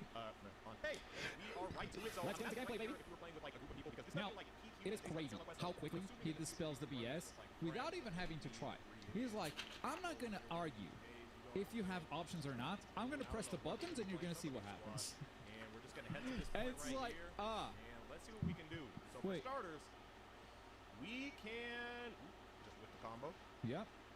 We gotta fight these pools because these are kind of like the general basic. I think enemies. this is I just think square. let's try the square combo here. Yeah, All just square. Like that knockback. And now? This looks very similar to Broly, DBS Broly's combos. Okay. A lot of blocks. A little vanish I cancel. want to see if there's other routes too. Mhm. because I Let's see if there's remember other routes, there because were that was light, the heavy, big light, controversy, combos right? in, verse 2 that I want to see if they apply in this game too. Because I think one of the concerns some people had is, did we lose some of the sort of freedom of expression with our combos with the light, heavy? So I'm going to actually try the light, Let's heavy, see. light, heavy on this Nevada. Light, heavy, light, heavy. Light, heavy, light. And it is a different combo. Heavy. It does that into that. So it actually sets up the next combo. Mm-hmm. Cool. Okay. I'm going to try the 5 light into 3 heavy combo right now. 1, 2. Oh, Oh, wait, I'm got gonna go. interrupted. Nirvana! 1, 2, 3, 4. Heavy, heavy, heavy. A heavy combo. And it is different. So we do still have combos. Turns out, that maybe the whole problem is Xenoverse 3 doesn't play exactly like Xenoverse 2 did. And that's been like the main thing. It's like Xenoverse 2 doesn't play like Xenoverse 3, and I think people are more upset about the fact that it doesn't play like Xenoverse 2 than actually, you know, breaking down whether the combat is like what the combat offers. I did notice that there Turns was out this combo maybe when they're doing, they like, a made some changes to the combat system, I don't know how I feel and about people that. are like, oh Normally, no, if my opponent's throwing out random super my attacks, old buttons don't work. and if they just get super armor, Yeah. for it instead. And I noticed after Brother, it's any normal. knockback This you is can do, normal. You're gonna have I had a video that I was gonna make, which basically like breaking down C-React's thing, and with the combo shit, or like rather like the game itself, my thing is that for people who saying like, yo, this is bad, right? My counter was simply, okay, all right, how do you demonstrate this is bad? You can't yet, because like for instance, if you change the meta or you introduce a new mechanic, but we haven't gotten an ability to play against players yet, we don't know if it's going to be greater or inferior to the previous game. It's still a possibility that Xenoverse 2 combat is just superior to Xenoverse 3. It's not, I'm saying it can't be, but we don't know that yet because we don't have the full ability to demonstrate that just yet. But yeah, to learn a new game. Goose chase. That is what it is. That's what a sequel is very often. Could have Just because you have hours and hours in Xenoverse 2. And here's what here's like I'm gonna try to defend it as best as I can. What I can see have happened is that you have thousands of hours in Xenoverse 2, and as soon as you get to Xenoverse 3, those same button inputs people want muscle memory to be able to just hop in and just do their shit. aren't working the same way you're used to, and just get frustrated. And you take it out on the game because it's the game's fault. It's not you. It's not your incompetence that you weren't able to learn a Xenoverse game in 10 minutes. Oh no, that is impossible. Surely that didn't happen. The game is stupid. That's like the best defense I can give, and that's a bad defense, bro. hard to tell with these sort of generic. How I got told, like with so much certainty, that you don't have options. Big hole. Clear 'em It's all out. crazy. It's just false. They're all. You know what's crazy about this? I don't know. I was watching Six World stream earlier. I'm waiting for the part that Galabku starts glazing C-Reacts. The only thing so far he's doing is that he was told information. Now he's being told different information, and he's being showcased. Again, my thing is that everybody gotta learn how to break this shit down. Like, I think Six World video he demonstrated it. He expressed his opinions and stuff. Like, he played it twice and he showcased the whole thing. It's like even if I would even argue and say even if he said that there was not XYZ, everybody had the ability to look at his gameplay and see the buttons, thanks to whenever you're attacked, the buttons on the side highlight, which means that even if someone said options aren't there, if they did a bunch of shit and it was showcased on the side, and it's like, wouldn't that have contradicted what was being said? It was either they didn't fully have like the know-how to play the game and they were limited on time, which was the truth. They didn't have the ability to have, comfort, whatever. They was in a convention with a bunch of smelly people and stuff. So I would give the excuse that, okay, these guys weren't in good conditions compared to C-Reacts. And the crazy thing is, I'm not seeing anyone talk about Afro's gameplay. He also got the chance to play. It's like everyone's been dogpiling either, yeah, shout out C-Reacts, or like, fuck you, C-Reacts. It's like, bro, look.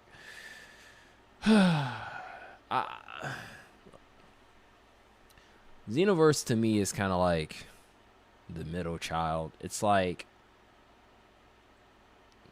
okay, you're just there, like this might be a good game, but like I'm not like losing sleep at night looking forward to Xenoverse 3. It's like I said it before. I need to play the game, and is it a better game than Xenoverse 2? I played Xenoverse 2 mostly for the story, the parallel quests, and maybe like once or twice online. Even from like offline, I didn't like the combat system, but I like Dragon Ball Z and I like the RPG systems enough to go through it and play the game. If this game solves that annoyance where combat feels lame, hey, I might be willing to go online. But if combat is worse than Xenoverse 2, then I'm definitely not going online. But it's just like, I'm coming at this from someone who is trying to see the issues that the PvP guys are saying, what this might be lacking. I'm not dismissing anything that anyone is saying, because quite frankly, I'm not.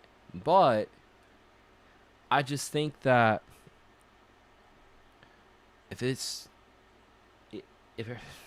whatever.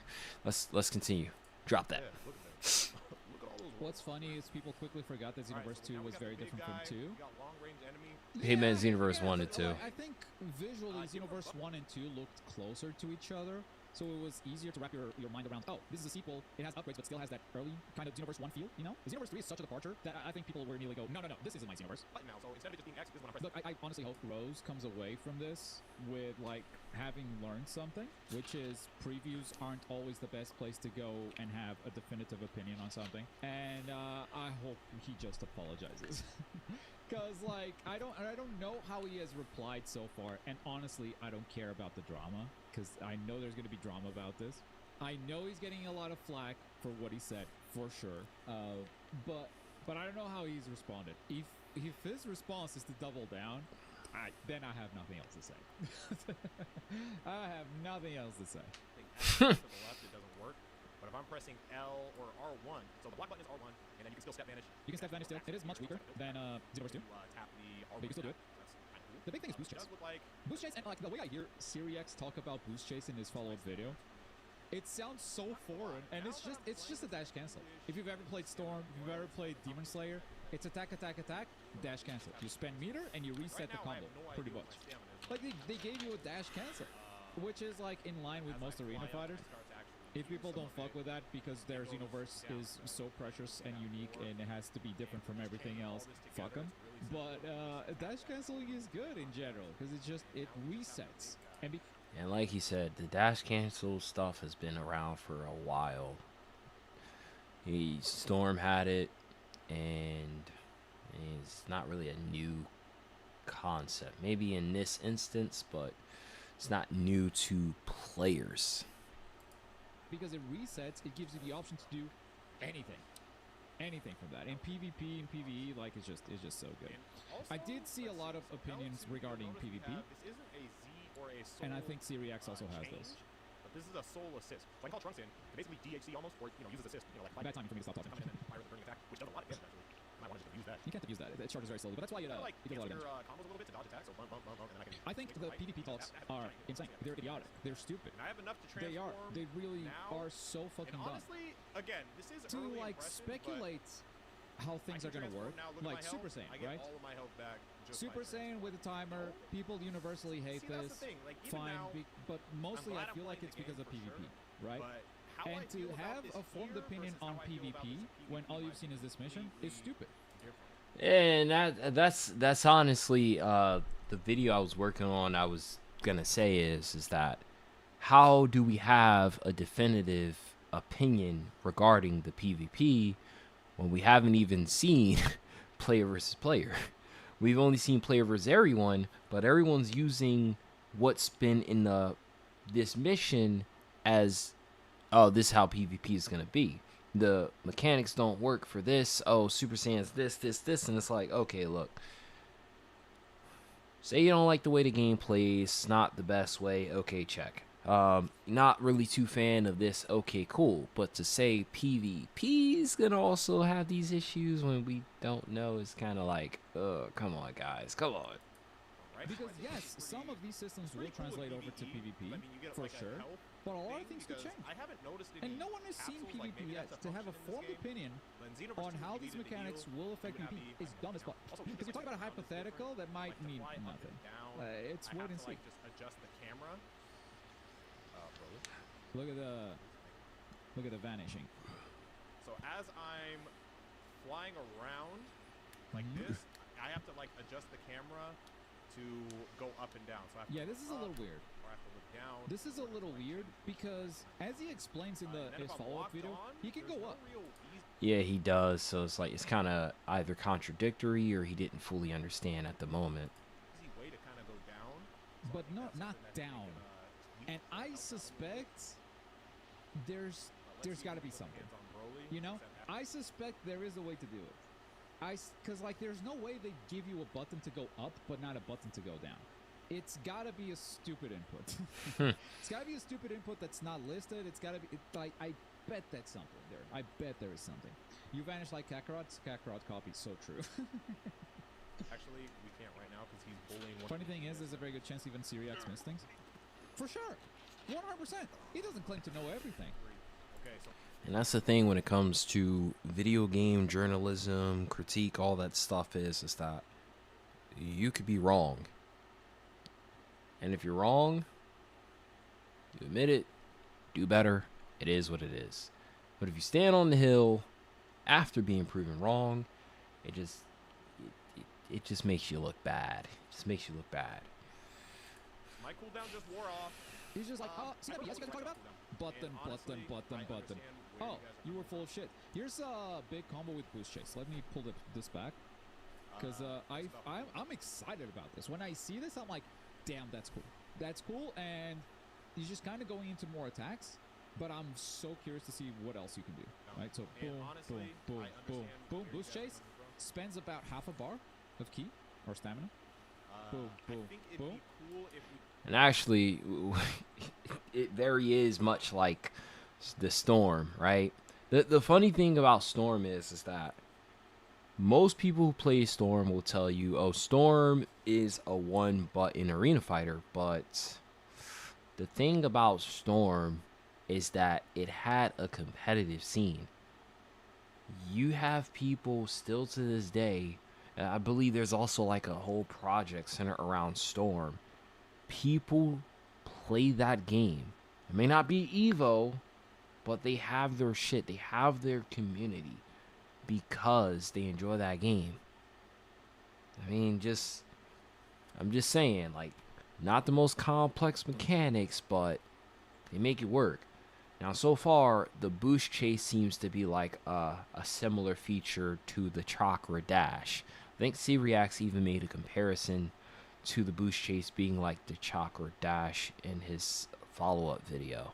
So, could Another Boost Chase maybe resets again. just So control like, how long that once timer you is learn the more we play. your All different this is a combo real routes, combo. and you're not just mashing the same combo over and over again, But like, This can lead to some real cool stuff, like here, okay? Here's an example. Here, he finally changed this combo from squares All this is a real into square, square, triangle, wait. basic, but like Okay. It wasn't a square, square, triangle. all this is a It real was combo, by the way. I know square, it's kind of triangle, basic, but, triangle, like, triangle, boost dash, boom. kinda see All right? So, like, once you start mixing all of your melee options together, including boost, chase, cancels on top of it, And also, yeah, I think it's going to be a really cool gimmick. Even, I'm not going to say PvP, but like even if this system is in PvP, like you're spending meter, that's also your defensive meter. Like you're sacrificing defense for extra damage. That could be a good or a bad decision. This is not a clash, by It's the cool. way. Because his stats were, or he was under a key break, it actually changed the animation of doing that combo. So that was Like vanishing in Xenoverse 2. Yeah, it's just a different way of extending. I think vanishing mostly hopefully that's supposed to exists as like a part of your regular combos, like in this case the square square triangle triangle. And this is, by the way, this is just Vegeta's moveset. There's a moveset for every character. There's gonna be so many combos in this game. I really wonder how different they're gonna be. Weird, awkward. Because like now that you know this, now that you know you have these cancels, okay, even if Goku and Vegeta are similar, well, how is Piccolo? How different is he? Okay, well, I just went down, but honestly, like I love seeing Suyax die, but it's like, yeah, it's a different game. You gotta learn it. It doesn't matter if you have thousands of hours in Xenoverse. I'll just catch y'all next time. You know Like, whoa, bro, there's no way. Why did he aura farm? Thanks, There's bots. no reason for that. I've never Thanks, seen that bots. in my life. so you just respawn then, or is this a demo thing? I wonder. I wonder if this is just a demo thing. Bro, Because then his what's uncle is the free, so he can stakes? just I do guess it's whatever the he wants, say timer. whatever he No, wants. that's You can't demo get away timer. with that. Ooh, okay, back No, like what's the point of reviving? Yeah, this game You does know, definitely if you just feel respawn. different. I don't It's like, wanna, okay, you'll be up. sit here. Why-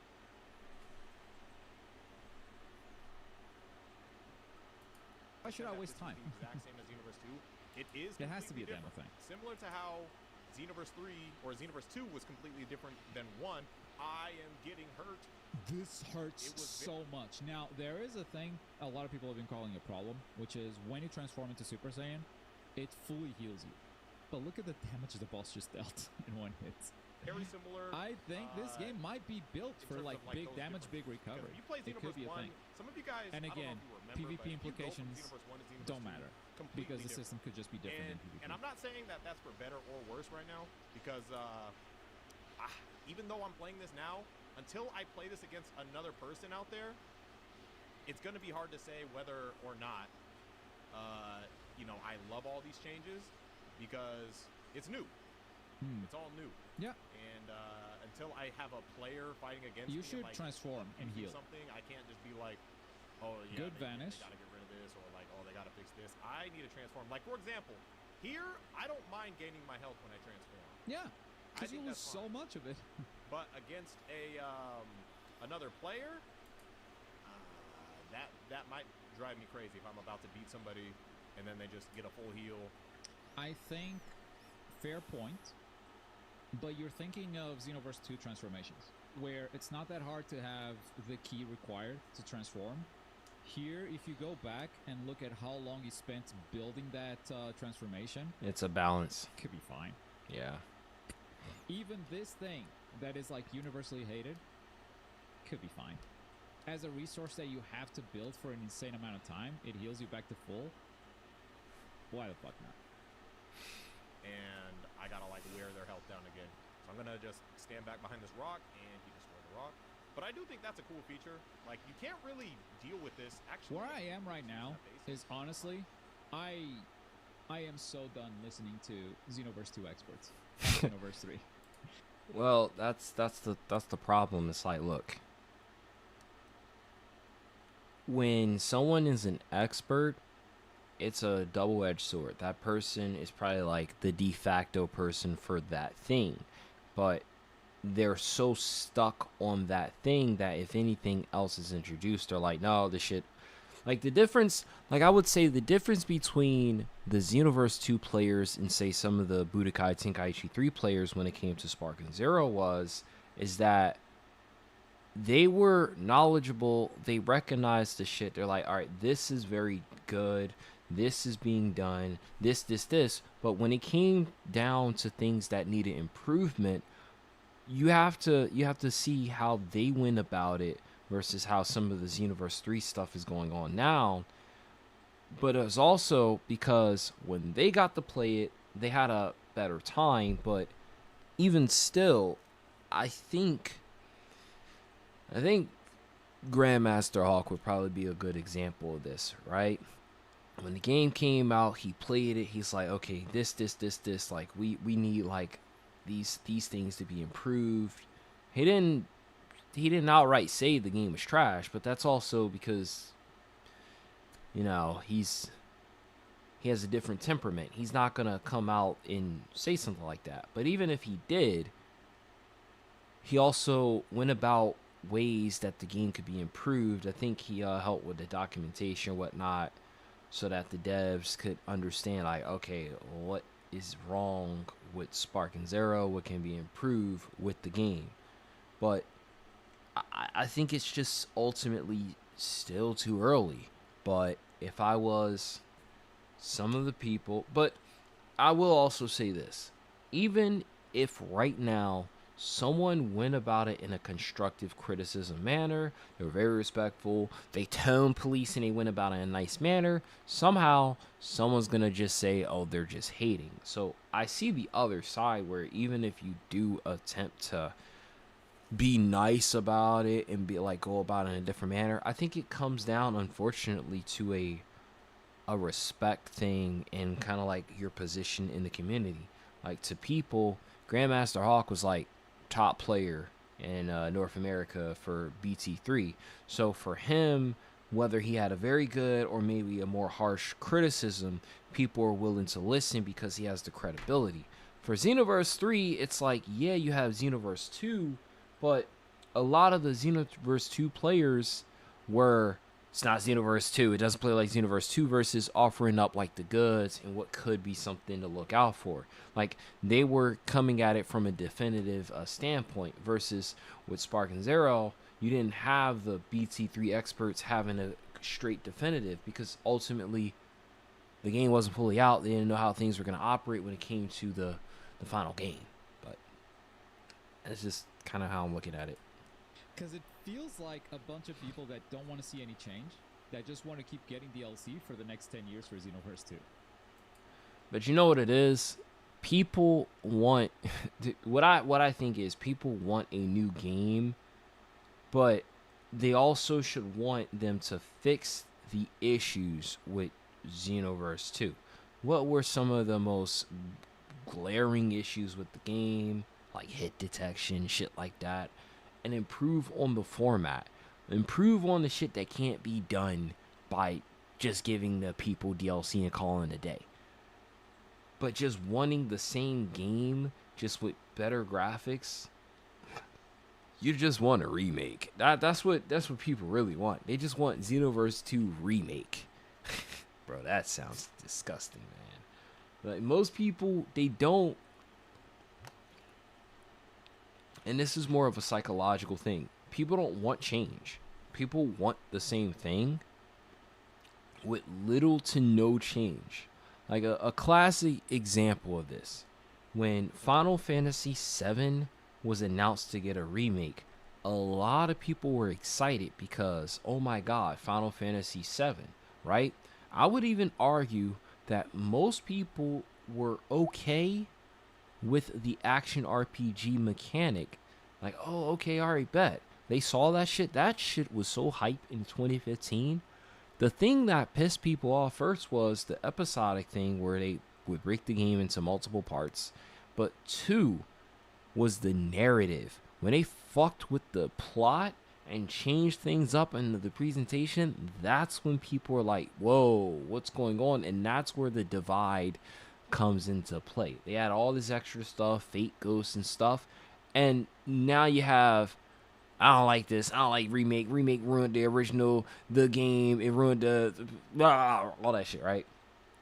And if the Ocarina of Time remake that's coming out later this year were to do something similar, I could see people having the same exact problem, with how that game goes. If they were to change the plot for the worse, oh, people are going to be upset. I think the most they could do with an Ocarina of Time remake is change the dungeon layouts, maybe add more dungeons, or just ultimately make the journey more difficult and more nuanced. And I think most people would be hyped, like, oh my god, they can update the gameplay, they can do a lot of stuff, but if they fuck with the plot, it's over. But when it comes to like fighting games, it's like you got to keep the good and get rid of the bad, or improve the bad so it becomes good. Like, I think like in one of the older Tekken games, they had a mechanic that was like broken. So that was replaced and changed out, or like they fixed it by adding a new mechanic. Like, I think it was the bounce back, like you hit the wall or some shit. But before, they didn't have that shit, and that was abused. Ultimately, with these games, the devs, whether it's a casual game or not, they have to look and see what can be abused so that the player can have a better experience, whether it's offline or online. They have to look at it as a whole. It's like, I kind of understand this idea of PvE versus PvP, where you're gonna play this game probably for like maybe week or 2 week, do the story content or whatever, and then you're gonna spend most of your time online. So the logical entailment in that line of thinking is well, PvP matters most. But you also have to consider this: if people are buying this game and they interact with the story offline content the most, then you want to make sure most of the polish is also there. Because of the fact of the matter is that not everyone has access to the internet, and even if they do, they may not have the best experience, right? You might be able to get on the internet to play games, but you may not be able to experience. And then the conversation, because, well, why would you get a Dragon Ball? Because people like Dragon Ball and they want to experience it. Like, some people want to be able to experience the world of Dragon Ball. Again, this game, by the way, is a game where Akira Toriyama added to the original content. What that means is that people who like Akira Toriyama's manga / anime IP Dragon Ball, they have a reason to play it. We have original characters that have been implemented, and we probably gonna have a story that he contributed to, all this shit. If you're a Dragon Ball fan, I mean, like, compared to, like, say, like, Spark and Zero, it's like, all right, you know, everything's gonna happen, whatever. But in this particular instance, if he contributed to the plot, the characters and all that shit, and he died, which he did, R.I.P., you have more than a reason to want to interact with the shit. It's like if your significant other died, but they wrote a book and they didn't tell you, and in their will they said they wrote a book, and you found out they have a 1,000-page fucking book that they wrote their heart out, and it was catered to you, you're reading that shit. Like, even if you don't want to, you're gonna read that shit. And I think in that same regard, people are going to play story mode because of that. I seen Bleach fans geeking over the fact that Kubo might have story stuff because it takes place after 1,000 Year Blood War in a mobile game. I don't care about a mobile game. I really don't. But I am going to look into it for the lore purposes. And I think that's where ultimately you have the people, and why PvE matters even more. Because if people are going to interact with the offline or non-online content a lot more in this particular instance, because Akira Toriyama contributed to it.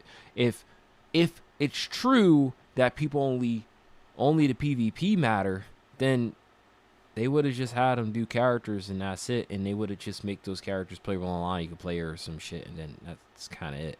But obviously, we know there's more to it, and because there's more to it, to simply write it off and say PvE doesn't matter in this instance would be kind of disingenuous. So it's like, I get the idea of why PvP matters, because a couple weeks from after the game releases, that's going to be the main place that people interact with, but also the bulk of the people who are playing the game is going to go down because those people were more likely playing offline content and may not get on daily.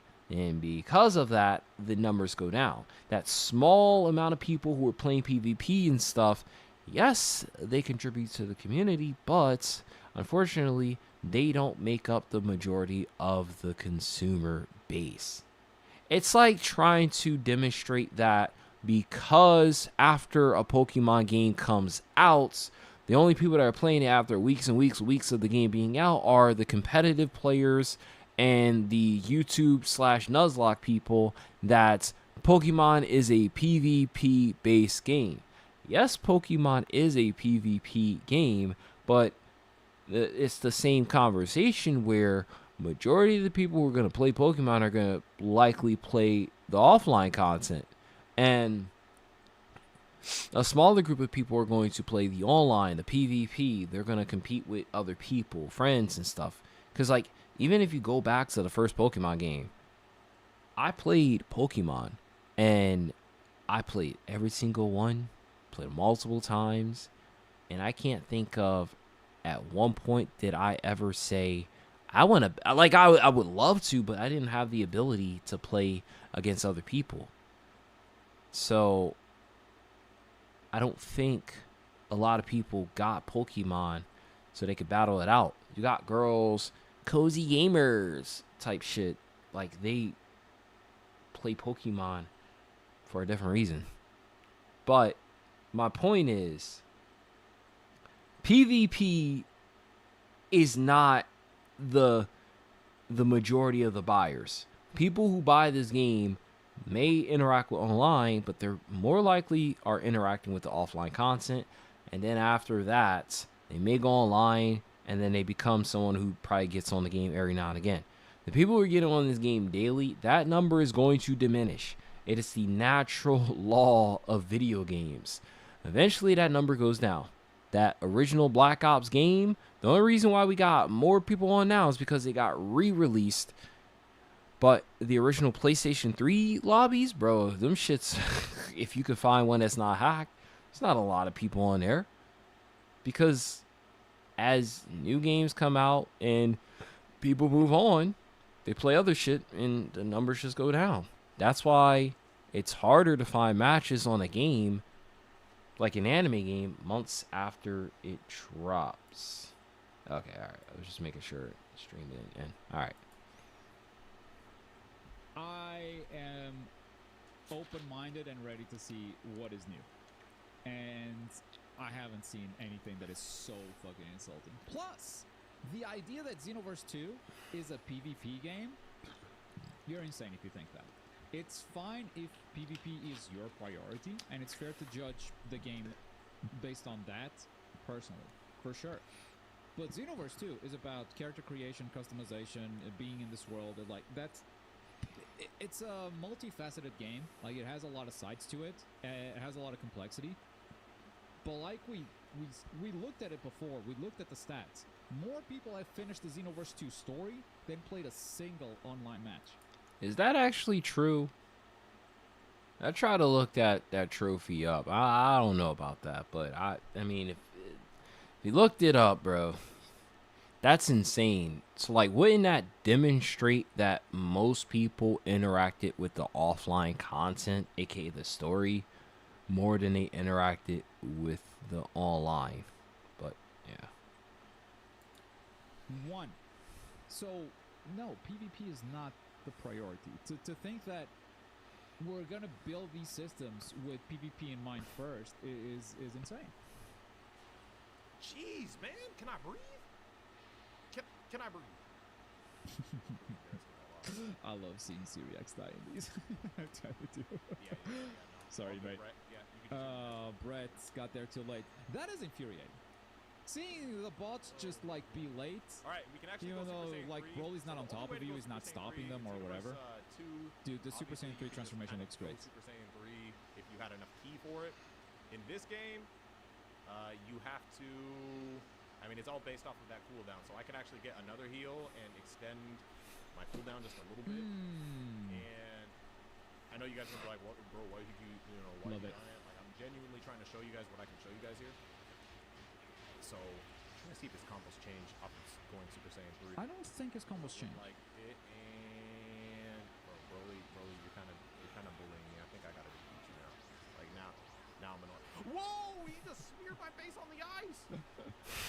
That was kind of cool. Let me lift my finger. Ult. Do not kill.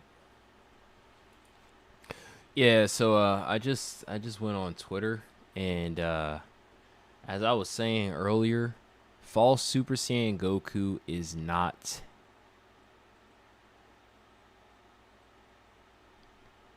a playable character. I don't even know what the fuck this means. It says isn't a playable character, but rather one of the expanded customization options. So let's make the video real quick. Yeah. Yo, what's going on, everybody? This is Makai. So a lot of people were excited for the recent Dragon Ball Sparking Zero Limit Breaking Neo trailer, and in it we saw that Goku has false Super Saiyan. A lot of people were excited. They were like, oh my gosh, this is fire. Well, people jumped the gun and they said that this was a playable character. Now, I watched the trailer earlier and nothing in that trailer indicated that this was a playable character. I had the assumption that this was an ultimate or something unique, as they're adding a ton of stuff, including new customization options. Well, DBZ Hype has clarified for the Neo DLC, false Super Saiyan Goku isn't a playable character, but rather one of the expanded customization options confirmed via the Bandai site. So Bandai had clarified this isn't the case, guys. And I want to see if he was one of the people that jumped the gun and said, guys, this is a playable character. I just want to see. Because, if he said it, yeah, he did. And he didn't even, he corrected himself, but he initially made the jump and said this was a playable character. Like, he added the whoops update, but I don't know why he didn't just delete this tweet versus keeping it up. I mean, look, man, you got to get your impressions and make money somehow, but bro, if you reported this and then you also added whoops update, may just be a special attack instead of a fully playable character. We know for sure once they update characters on the site or when the DLC is out, and bam, bro, that's crazy. Even Zerka is in the comments, and I mean, I guess Zerka follows DBZ Hype where he saw that. But yeah, so my thing is that I really think when it comes to this shit, people have to be genuine, because when they don't, then it's like it's hard. Like it would have been simple, and even if this was a playable character, besides the small instance of what he did against Lord Slug, how would they have made this a playable character? The whole premise to how it operated seemed more like a quick ability thing. Now, I'm sure you can argue, well, they could have made some shit up, but it's like, it's cool that it's being represented in an official game, but at the same time, like, bro, maybe they should have made it a transformation. Like, on one hand, it's like, there's not enough in, like, ability. But on the other hand, maybe they should have took the time to really think about this shit. Like, this shit would have been cool. Like, what? But, like, I needed to basically break it down and tell you guys that, yeah, this shit is not a transformation. It's not a playable character. It's just like an ultimate or ability or some shit for the customization options that they outlined in the recent trailer / clip for Bandai Namco. Anyways, that's really it. to it. So if you guys haven't already, make sure you guys are sub to this channel. I plan on introducing Dragon Ball Sparking Zero content back to the channel.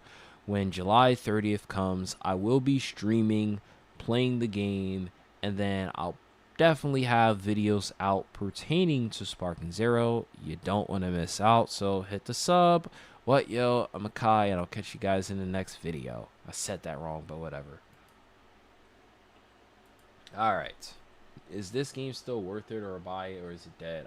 I think if you like Dragon Ball Z, you might as well give it a chance. Okay, so back to the shit. I'll just drop that later. Be the second upload of the day. He's gonna die anticlimactically. Always down. Now Okay, yeah, the game I saw this and I'm like, oh, I'm so glad he won as Super Saiyan 3 because now we get to see him as Super Saiyan 3 in the victory screen. different.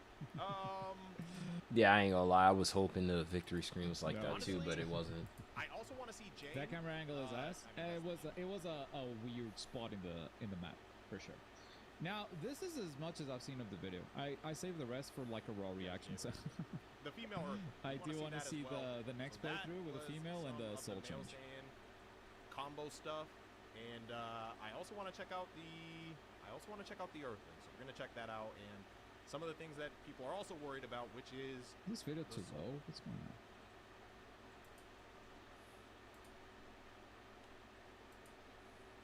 It shouldn't be.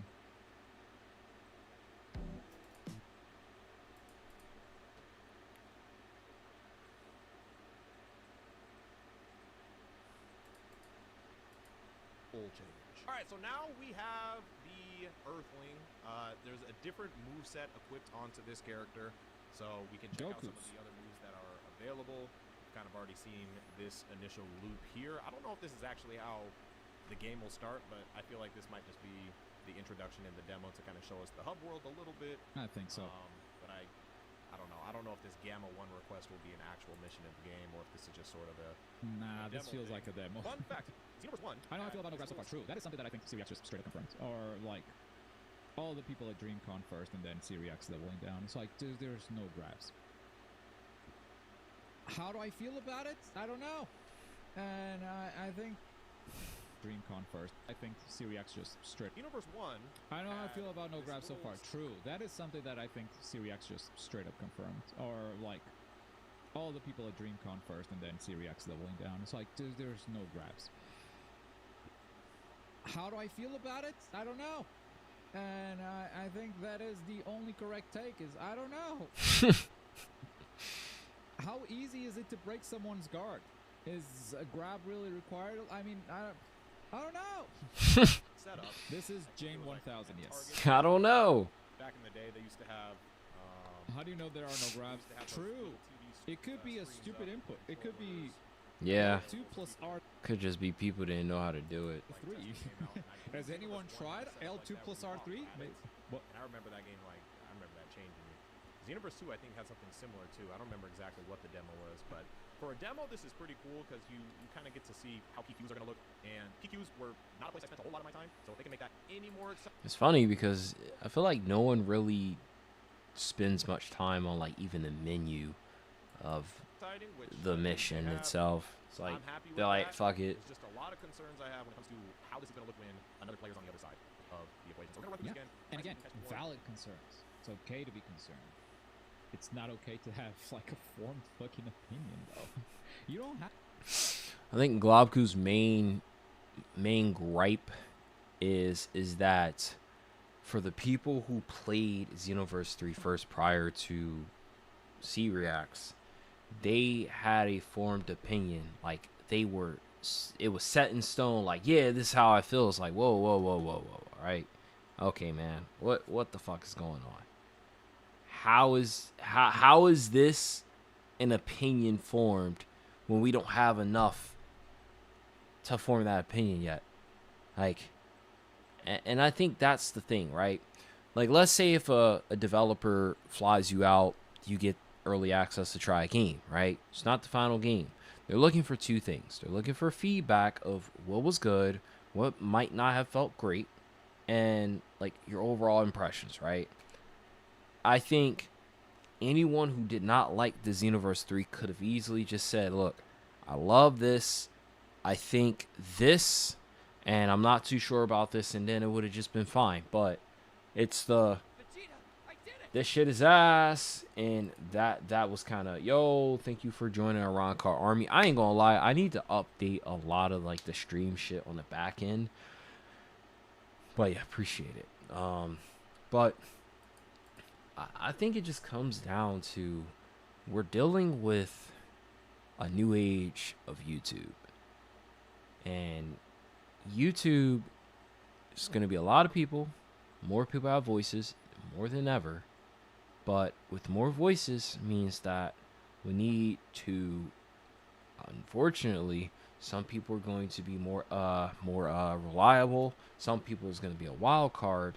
And I'll at the same time also think that doesn't mean that the people who are wild cards, whatnot, can't voice their opinions. I just think that people are going to play the tone police for sure. Like, take Six World, for instance, right? Somebody might get mad that he cursed or said something mean, but does that take away from his thing? And I don't agree with everything that Six says, like, but I think he should be allowed to express how he feels. But I also think he gotta go about it so that he's just not outright like disrespecting people, because like, depending on how things are portrayed, people might like go to extra mile, be like, you know what, fuck you, and then try to get your shit taken down because you said something. It's like, that's the worry, is that people like are so tone police, and like they're like, they get offended fast, that they might like go to extra mile, and like, that's the last thing any of us wants. So it's like, if he thinks the game is trash, it's trash. But it's like, more people might be less willing to hear that if he's saying that. And then on the other end, it's like, well, look, the game isn't fully out, and we don't have the one area that a lot of people are looking forward to with Xenoverse 3, which is the PvP component available to measure up. And even if the mechanics are different, I think what needs to be done is measure up the potential of how well PvP will flow and compare that to Xenoverse 2.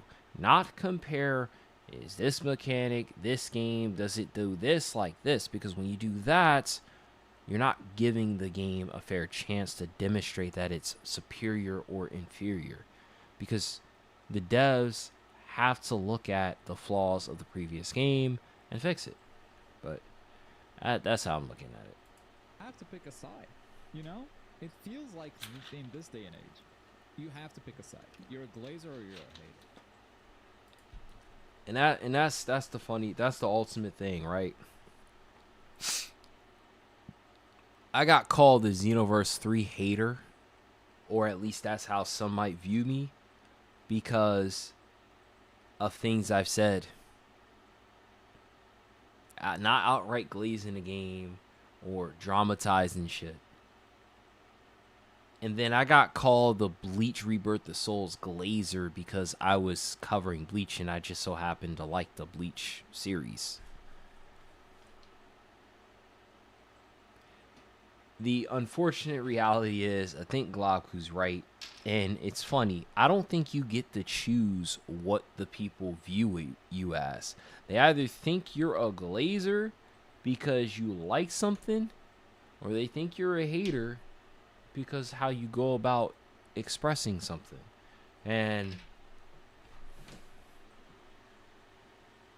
But I do think there is a, I mean, even if you look at it from this point, right? I think Six World called Globku a glazer. The video's right there. More Xenoverse 3 content creators are glazing. Then we probably called, like, maybe I said like, yo, C-Reacts is like hyping up Xenoverse 3. Like prior to like him playing it, certain things he was saying, I'm like, bro, like what? And like, my thing is before a person plays the game, why is it that people are listening to one person over the other, and I alluded to it, it's because they look at that person in a more respectful manner. Unfortunately, they see a smaller creator, and no matter what we say, it's like our opinions are like disregarded, which kind of sucks. But you know what? But back to the point. If you're a creator, just do your shit. You're going to get called a glazer or a hater, even outside of video game space. If you're commentary space and you're not outright hating on some shit, people are going to hate you. And if, like, I was watching Fargo's video earlier, and it wasn't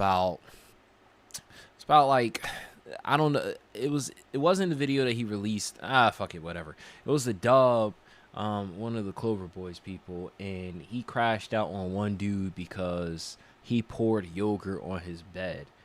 And he crashed out on dude, and I ain't gonna lie, I believe that he was in the right. If you pour yogurt on my bed as a prank, okay, prank's over. Okay, at least apologize. Like, come on, like, there's certain pranks that's too far, right? Okay, all right. If it was water, that's one thing. Water can dry. If it was like you put my keys somewhere, like you hid my keys, I'm going to get mad. You're going to get the reaction that my keys are found. I'm like, all right, you know what? Overreact is not that big a deal, right? Okay, you got my girl to fake cheat on me. All right, you starting to do too much, but she didn't actually cheat on me, and she went along with this shit. It's kind of weird, but you know what? But you pour yogurt, and then you get mad that I got mad about some shit. It's like, okay, let's relax. Apologize. Like, there's certain boundaries. It's like, if I, God forbid, if I was ever in a content group, I mean, like, look, at this point, age is not a factor anymore when it comes to these shits, man. But if I was in a content group, or if I was in like a competition or shit with other creators, it's like, look, don't do anything with my personal shit and we good, right? Everything else, don't shave hair, don't put me in contact with like weird fluids, and I think we're good. Don't touch my shit, don't do shit, and we're good. Everything else, all hands down, bro. I'm all for it. I would think they would have that either unspoken rule, or they would have talked about this probably like, yo, this too far, but everything else, look, hands down. We don't need to like, oh, don't do this, bro. But regardless, people are going to call you a glazer or a hater if you pick a side, but you have to pick a side, unfortunately. And even your reputation, people are going to naturally just call you a hater or a glazer no matter what. Like, Avatar Yaya, every time it comes to the anime games, depending on it is, people call him a glazer no matter what. He'll get on a Mike Hollow stream, you'll have Six World, all the other guys, and they'll say, yo, Yaya, you glaze this game, and he like, boo, and it's just like, I mean, look, this is what I'm seeing. Like, for instance, One's Justice. You know, Avatar Yaya defended that shit. He saw, like, the shit, and people called him Glazer. Now, that has nothing to do with the player base, because, you know, I mean, what we see is there's not a lot of players playing it, but he felt like the game had potential. And I'll be honest with you, I felt like there was really no reason to play All's Justice. I played a little bit of One's Justice 1, played a little bit of One's Justice 2, but I felt like there wasn't enough to get me to play All's Justice, so I didn't bother. Heck, I played the Rumble game, and I felt like there wasn't enough there to get me to play. I see other people playing, like, oh my god, views and shit, but it's like, I'm not going to do that to myself. I got, oh, you're a Spark Zero hater now since Bleach came out. It's like, bro, like, come on, bro. So, yeah, I honestly do think that no matter what you say or what you do, you're automatically going to get called a hater or a glazer. And even if you don't even try to pick a side, you don't try to be hypercritical, what tends to happen is, and this is something that ultimately, like, people have to understand, is that if you're a fence sitter, if your opinion is not expressed and it seems like you're a fence sitter, you're not gonna have an audience. The truth of the matter is you have to have an opinion. Everyone has an opinion. If you're too in the middle on everything, you're not a real person at all. Like, if you have haters, that means you said something that people disagree with, but then there's people who will agree with what you said or do. And if you are positive about shit, there's going to be other people that are positive about shit, and there's going to be people that be like, yo, fuck you, I don't like that you're positive, right? Like, good example, right? You have guys like Slow Plays who tends to be a lot positive. Some people might be like, man, F that shit, man. I don't know why he's XYZ. But that just goes to show there's going to be people that agree with him, and there's going to be people that don't like.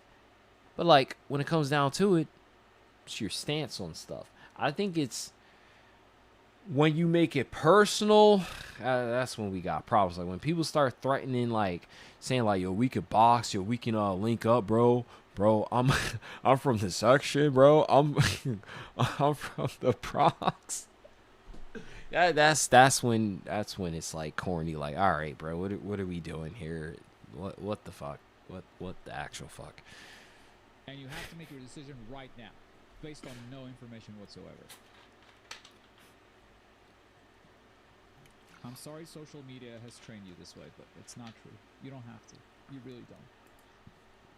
But again, you don't have to have an opinion, but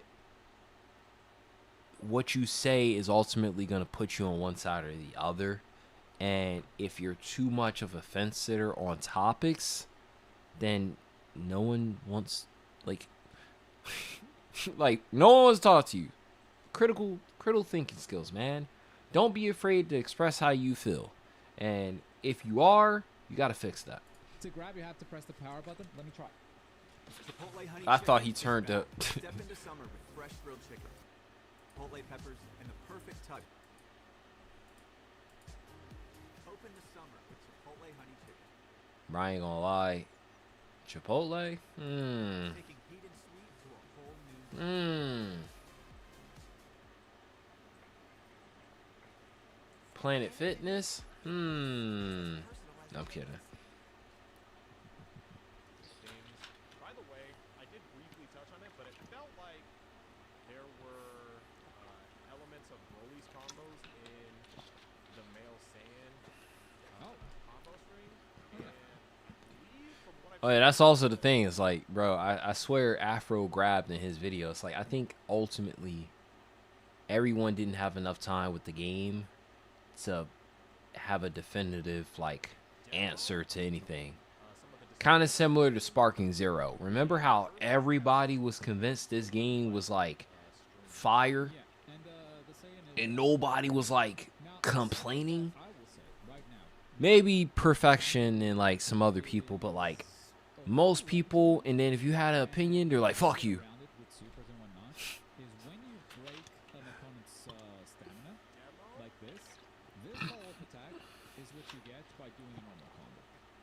So if you keep going after the break, you get this cutscene. The displays that we've seen, it's like you're gonna get big damage because like you broke the enemy stamina, and now you get big damage with a cinematic attack. But when you have a lot of enemies and the cinematic attack is always the same, it just gets repetitive, you know. And anime games are guilty of this over and over and over. Yeah, that's something to be noted. Repetitious nature. I see where the gameplay could be repetitious if there's not levels or strategies that are required, because it is also an RPG, and something with RPGs is that if there's no level of skill or thoughts required to fight against enemies, it can become repetitive. Like, take Final Fantasy 7, right? Even the OG 7 with turn-based combat. Those games, you fight regular enemies, you don't have to. You can run away from them, you can move along with the plot. When you get to battles that require you to fight them, simply just attacking him does not result in a win. Oftentimes it results in you dying because you didn't look at the prompts and things that you have to be mindful of to dodge or counter, or you didn't care about the elemental weaknesses of the enemy unit. It's just that how RPGs work. Good ones. It's like Pokemon. And like super cutscenes have different animations, and you still have the thing that Xenoverse does when stamina is broken, they get knocked down for ages. So I bet there's going to be a lot of combat creativity that comes from breaks. It's not just this. I just wonder how often we'll see this cutscene. Earthling has some very Goku-like. 9 minutes in on Afro video, it does a grab. What the fuck? I don't have anything Afro, but I'll trust you won't strike me. I don't have Afro. I don't think Afro's that type of guy. I trust you won't strike. At this current stage of oh shit, that was loud. See, Sirius's video is low as hell. Right, 9 minutes in. Unholy?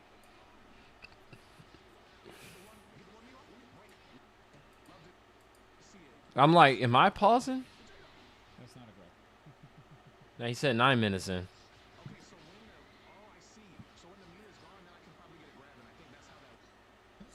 You can't hear Afro say I can probably get a grab and deduce that it's a grab. Bro, these guys are silly. I just said what it was. The stamina plays. And you get a cinematic attack. Just because Afro said it's a grab, bro. He's learning. Yeah. He's not explaining what it is.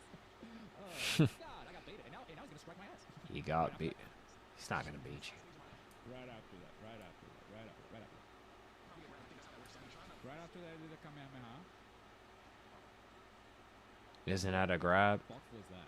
Isn't that a grab? Wait, maybe you're right. Maybe you're right. Hang on. Maybe it's not clickbait. I was about to say, isn't that a grab? Isn't that a grab? Is it actually a grab? Yeah, it looks like a grab. Doesn't look like that. I mean, it might be something else, but Stamina. So it's not a break attack. that. Could it be right? I think Broly stopped blocking. Why did the camera go cinematic for this attack? Is it just a square triangle in?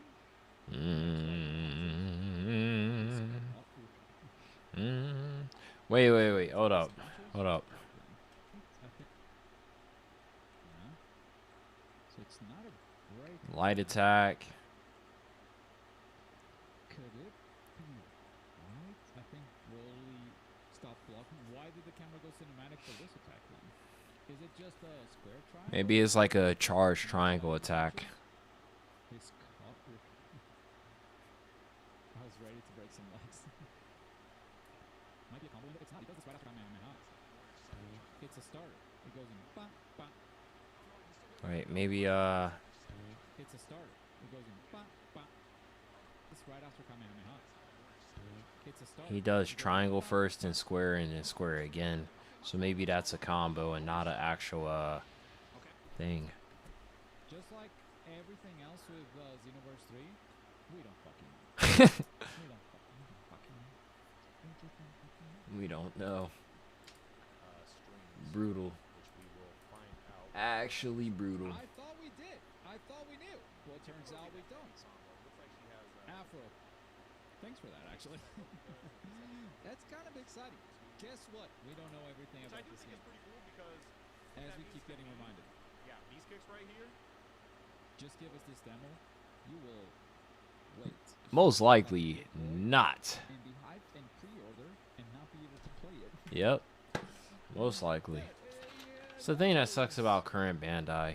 They don't give us We're not owed this demo, but I agree that like all this negativity could be cleared up with a playable trial. play the game. Yeah. You know, like Sirius is clearing up a lot with just 15 minutes of playtime.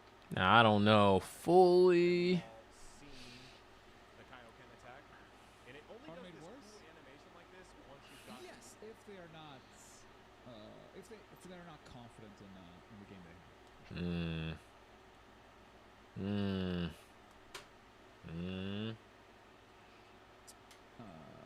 The key break, aka stamina break, as we formerly knew it as. And then we have Super God Fist, so it only does like that cool animation once we've actually broke their stamina. And I didn't have the cooldown for it. That's another thing. What are you guys thinking about the UI? Let me know in the comment section below. I will say that all of the buttons and how to, like, the commands and how to play on the right side, likely just a beta only thing. Yeah. I don't think anybody's worried about that. I think that's going to be in the final game, but I think you'll be able to hide it. Nah, this UI fucking sucks. I ain't gonna lie, man. It has to be improved. Some way, please improve this shit. Excuse me. Way more off to the side of the screen. I will say that the big difference between this and Xenoverse 2, and I didn't really think about this early on. Top left, you see the icon. She's getting status effects after certain actions. Oh, she is. Oh. Oh, look at that. Cooldown times, attack up. Cooldowns up, attack up. Well, when did she get the cooldown times? Healing? Might be the NPCs doing it. Oh, Kaioken. Oh. Hmm. Yeah. That's also something none of the people who played also mentioned is the status buffs. Attack, cooldown increase, and then health regen or whatever that might be. Yeah, her skills are buffing her with passives. Kaioken healing, L game. I don't know if the healing was Kaioken. And we've all seen. Maybe it was. Yeah, these are fire. There's the break. Healing pops. Well, like I think that's also a fault on maybe C-Reacts, whereas like he didn't pay attention to that because that's not what he necessarily cared about, right? I feel like someone who also, you know what, I think a good person who could play this game, engage, and see if it's good or not is probably someone like Blitz. He mostly does Final Fantasy stuff, but I know in the past he has played Dragon Ball and he likes fighting games. So I think he, having both that background of the RPG and stuff, probably would be a good person to gauge Xenoverse 3. I think he would be able to give a fair critique because he definitely would have noticed the status buffs, but if it wasn't for like Globku's chat, I'm not sure if Globku would have saw that initially either. And again, I didn't play it, but Globku also didn't play it, so it's like you got to give him that. I don't know, like it's like the hyper fanatics who rewatch a game trailer a dozen times and then they finally notice something that they didn't notice the first time. It's like, oh shit, did y'all notice? And they're like, no.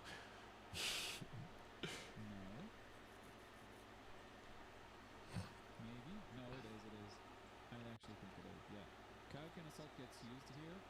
When it gets used, it might be. I think it's healing. I think that's what that icon is. That one. It has a heart. It's a heart. Oh yeah, they regenerate health. Yeah, if you see the health is regenerated. Pretty short heal. We retain an attack buff for much longer. Super God Fist also gives a cooldown reduction. That's another thing. What are you guys thinking about the UI? Let me know in the comment section below. I will say that all of the buttons. Probably not healing. It does the opposite on Xenoverse 2. Wouldn't make sense. I'm ignoring comments like that. Like altogether, it's clearly not like Xenoverse 2. Like the whole game is not like Xenoverse 2. So you confirm grabs? No, we confirmed we don't know shit. I think that grab was a triangle square attack. Again. Options, yeah. And a lot of like All's Justice has them. I think Storm connection might have them. But what is that every time? We can always Is the fact that we do have cooldowns from armor, so it's not something that I pay too much attention to. I aim it and I press the handle all We back to LARPing Xenoverse 3. I'm not LARPing Xenoverse 3. I'm seeing what Globku had to say about C-React's gameplay. Because he said he silenced the haters. But Six World had a stream. I couldn't really listen to it. But he basically was saying that Globku was a glazer. Because he agreed with C-Reacts. But from what I'm noticing, it's not that he agreed with C-Reacts. It's just that at least the interpretation I'm getting is that C-Reacts offered up a fair critique without having a definitive answer when some of the other guys had definitive answers. But it's like video games in general, it's like, okay, if you care about the PvP, then how does this demonstrate that PvP is bad? But yeah, look, I'm more excited to play Spark and Zero's DLC, as crazy as that sounds, than Xenoverse 3 right now. Xenoverse 3 could be great, but like, I'm only playing offline right now. If I see enough and I play it myself and I'm like, yo, this shit could be gas online, then yeah, I'm gonna be hyped for it. But C-React's gameplay was the best. Now, part because he got to do direct capture. The other thing is that he answered some stuff that people were kind of iffy on. But C-Reacts is also a PvP guy. That's what it seems like he's mostly looking forward to. You know you lying, bro. You'll see. You'll see. I mean, I'm playing Tokon all weekend. The plan is that I'm gonna do an experiment. I'm gonna take a format that someone's done, and I'm gonna do it for Tokon. Since we're getting the training mode and everything, oh shit, bro! I think I might just wake up a little earlier tomorrow, and just play the Tokon thing and start recording and shit. But I'm gonna be streaming once I get off work tomorrow, bro. I'm coming home, booting up the stream, and I'm playing Tokon, man. But yeah, if that format goes great, then I might just try with Spark and Zero. It wouldn't hurt. Plus, giving Sparkin a fairer chance playing offline shit. I spent 1,000 hours mastering Iron Man. I'm gonna do 10 hours. Be like, I spent 10 hours mastering whatever Miss Marvel to prove that she's cracked. Plus, if I can train enough, bro, I want to get to a point where I beat Joku's ass so bad that he's like, yo, Makai, bro, fuck you. No, it needs to be on screen. It's a cooldown ability. It needs to be on screen. It could be on the bottom right instead of being so centered. I think they're... I mean, Kingdom Hearts UI has it mastered where they have all the necessary information, including your support guys, without being in the way. I think the Xenoverse developers should have took a page out of Square Enix book and learned how to have cooldown shit or had a better menu to showcase that shit, but they didn't. Philosophy with the HUD in this game is keep everything around the center of the screen because you need to be able to monitor it at all times. Now, Yeah. Xenoverse players are used to looking there, and they don't see the stamina anymore. The stamina is right here. Yep, so it's making them mad. And then you have all your cooldowns right here close to the middle. By putting it too far on the periphery, It makes it harder to read. their idea is that it's harder to check at a glance what the cooldowns are. Personally, I think it's fine to give players that ability to customize if they want it, right? If that's such a big problem, especially for Xenoverse 2 players who are feeling like, oh, there's too much going in the HUD, like, yeah, okay, move everything away, whatever, problem solved, right? Even if it's like, after playing the game for like a couple of days, they're like, oh, I keep pressing my buttons and they're on cooldown, and they'll just move back. Like, alright, whatever, it's an option, you know? Option to do it. At the same time, I can definitely understand why somebody would want to always on screen just for the sake of convenience. It would probably be a lot less clutter in PvP. I love this. Was this a cancel? Oh my god, bruh. Man, Glauco, I hope you're getting paid good on this video. God freaking damn it.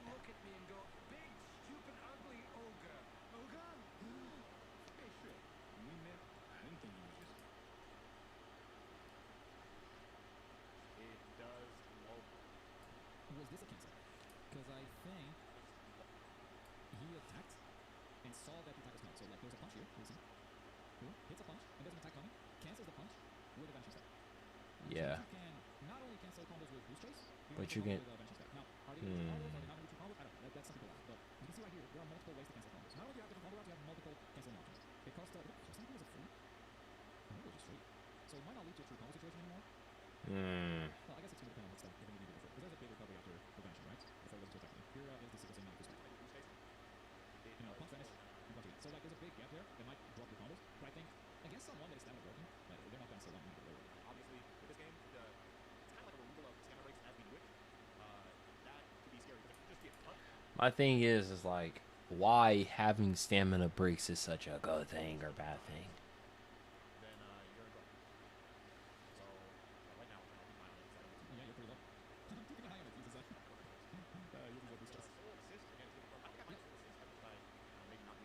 boost chest. And also now looking at it, right? If your boost and stuff is tied to this, right? Your stamina shit, right? Your key, whatever. Wouldn't this also indicate you don't want to just go in and try to spam your way to victory?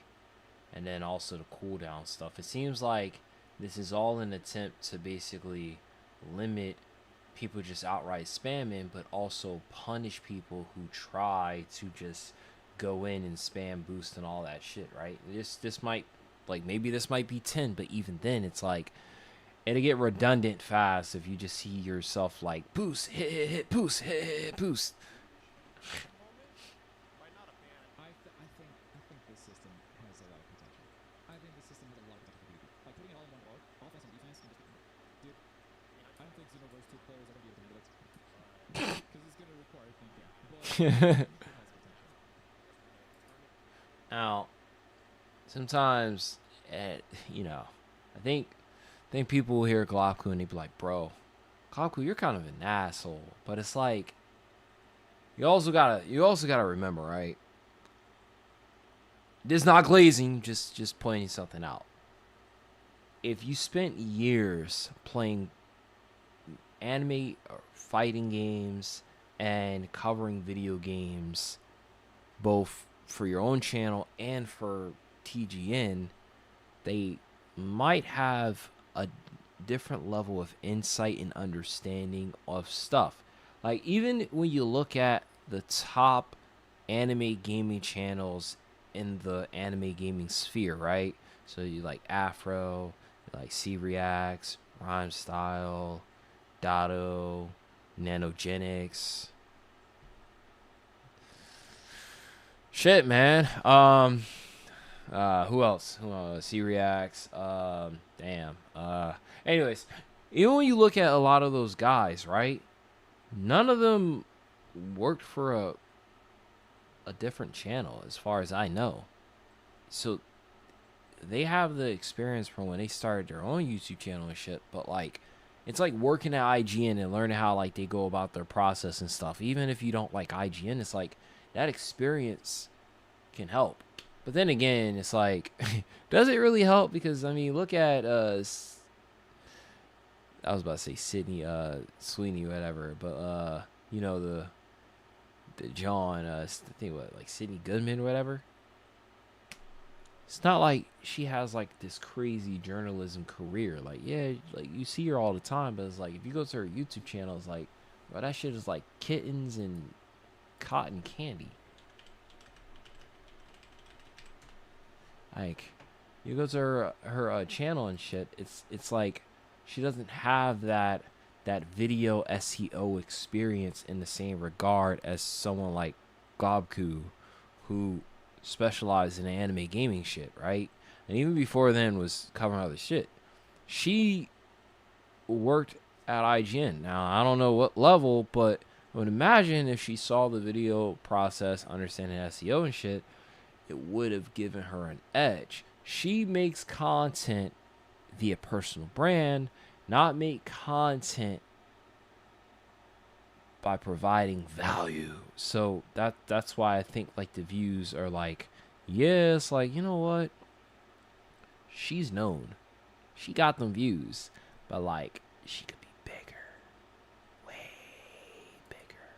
Like this I don't trust Glauco's opinion because he genuinely enjoys these slop. I mean, look, that's fair, right? That's fair, right?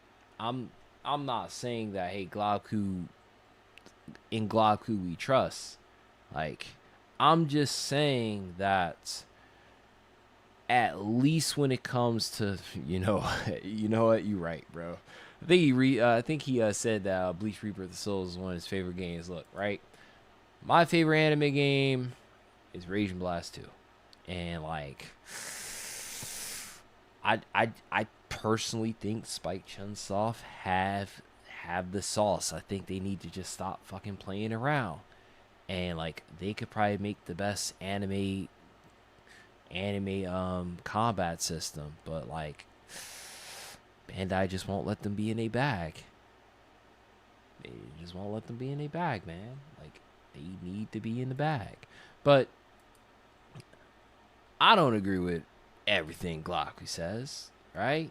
You know, I don't like everything, but to be fair, Bull, when like you go back to like 2017 or whatnot, and he was making videos on TGN anime, it's like if he was a plant, bro, he would have been like 2 million plus, right? Like if you're gonna make somebody a plant, bro, you're gonna make sure they got like, oh shit, that guy got crazy connections or whatnot, right? Maybe on the shadow end, man. Maybe he's like Donzo, man. He was a plant made to endorse and hype up, but it seemed like human. But to be fair, I don't be liking all these anime games. Like he be calling out some of these shits, like, bro, or like he doesn't even cover every anime game. So yeah, but no, like you still, you don't have to trust his opinion. Like I think remember the Bleach tournament shit? Remember we played the one Bleach game? He said he played that back in the day and he enjoyed it. You know, me personally, I didn't like it that much. I would have wanted to play Bleach Heat the Soul, but it's whatever.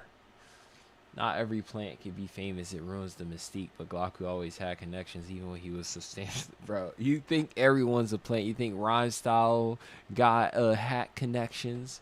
You probably gonna say Afro has hat connections. Wait. What big creator do you think doesn't have hat connections? I'm curious. I'm curious to hear your thoughts. Ow, damn.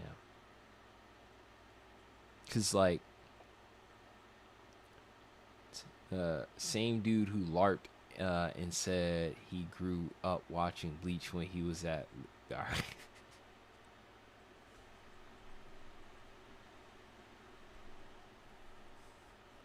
all right, we didn't forget that one. You right. We didn't forget that one, man. We didn't forget that one.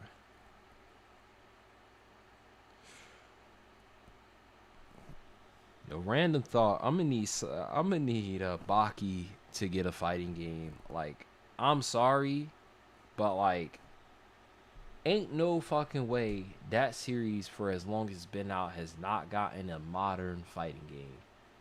Like, even that Punch Out shit is a disservice to the series. Like, what the actual fuck? That's not right.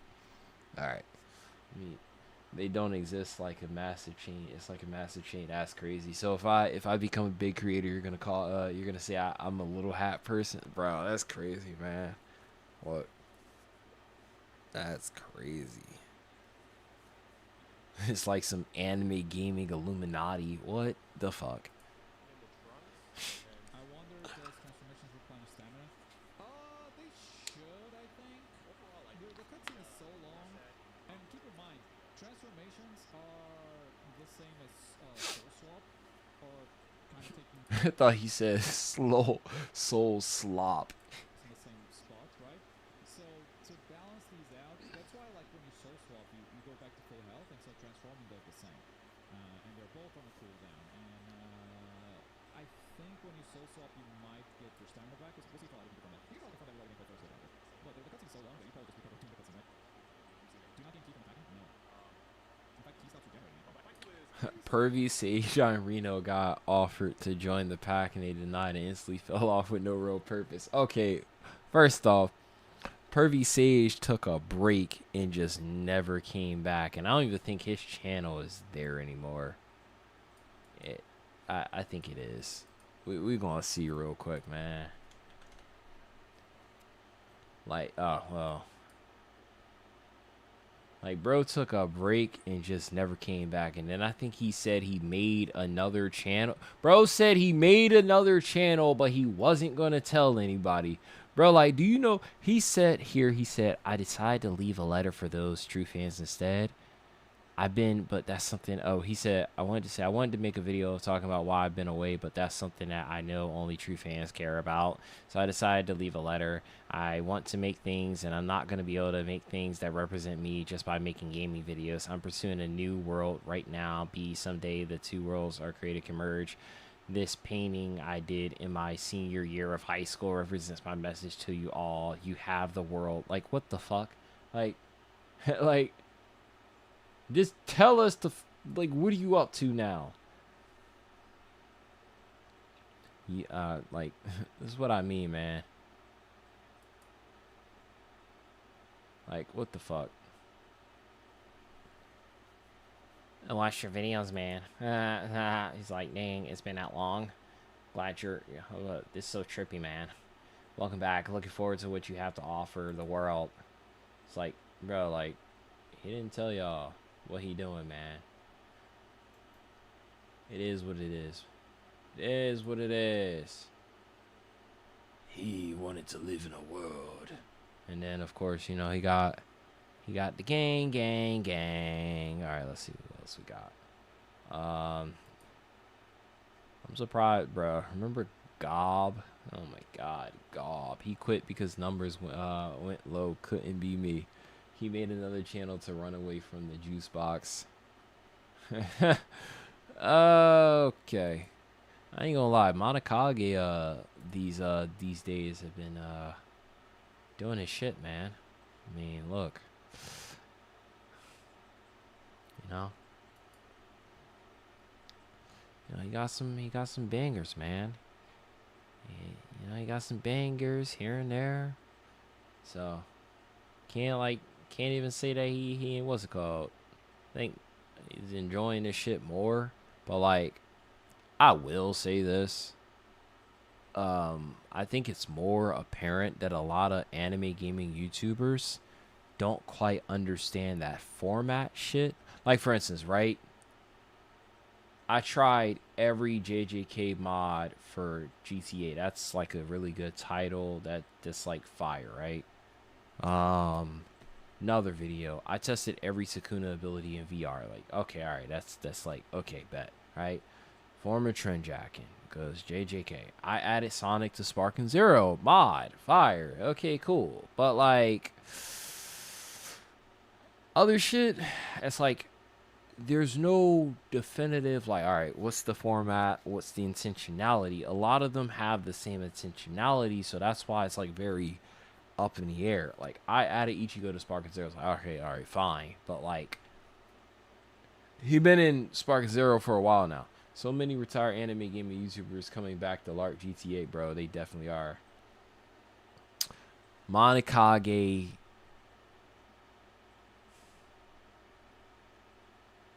He cool. I don't think he had the hat people connections, man. I ain't gonna lie, when he was doing the VR shit, man, bro. See, you know what he did? He broke out of the genjutsu, cause like, right now, it's very rare to see somebody have a video in their top 5 that's recent.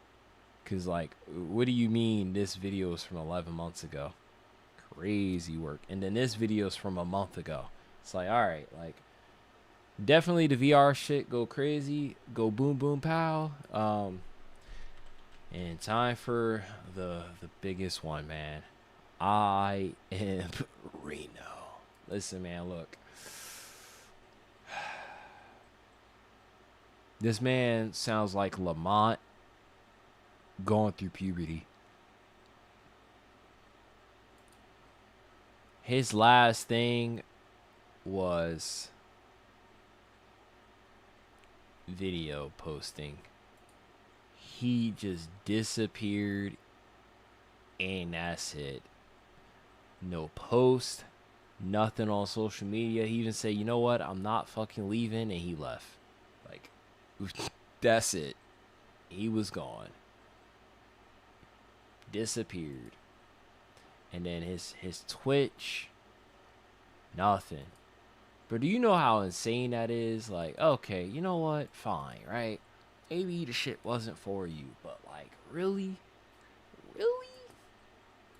Really? Bro, like, there's people that dream of doing this shit, bro. There's people that never get to 1,000 subs. Heck, but you know what it was? He didn't earn it. That's what I ultimately think it is. I think because it took off so fast, he didn't have time to let it simmer, really understand, like, do I really want to do this content shit? So it blew, and then he's like, nah, I'm out. Even when you take money into the equation. So it might have just been, it's the same situation that a lot of people go through. Do I really want to do this even though I'm making mad money? Right? They didn't care about that shit. They didn't care about the translate over, get this to like 1 million, 2 million, then make a second channel. See, if you really want out of some shit that you're really good at, build that shit up like crazy and then transfer that shit over to another channel. Still focus on the main channel until the second channel is just in a better spot. Like, if you're making more money better on the second channel, focus on that shit, and then people over here who fuck with you then go over there, and then whatever. They don't think that. They think, I want to make shit that is me, represents me. Bitch, nobody cares about you. He didn't earn it. He signed them papers with them, bro. You gotta stop saying it. He walked back on the contract, bro. He was not even 18. He didn't sign shit. He didn't sign anything. This man was out here just adding edits and doing a bunch of bullshit, and that shit got views. And when you look at the length of these videos, that further tells you that this man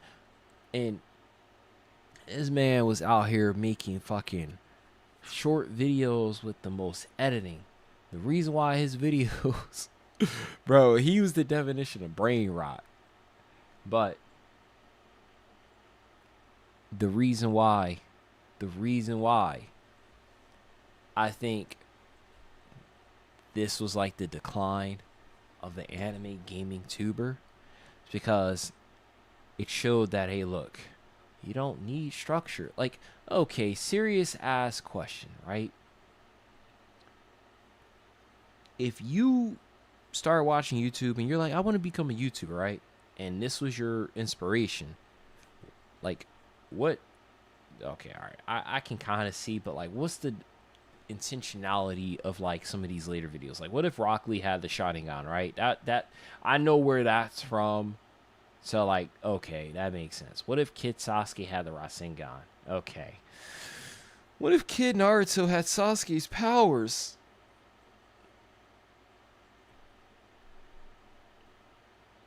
What if Kid Naruto was a Uchiha?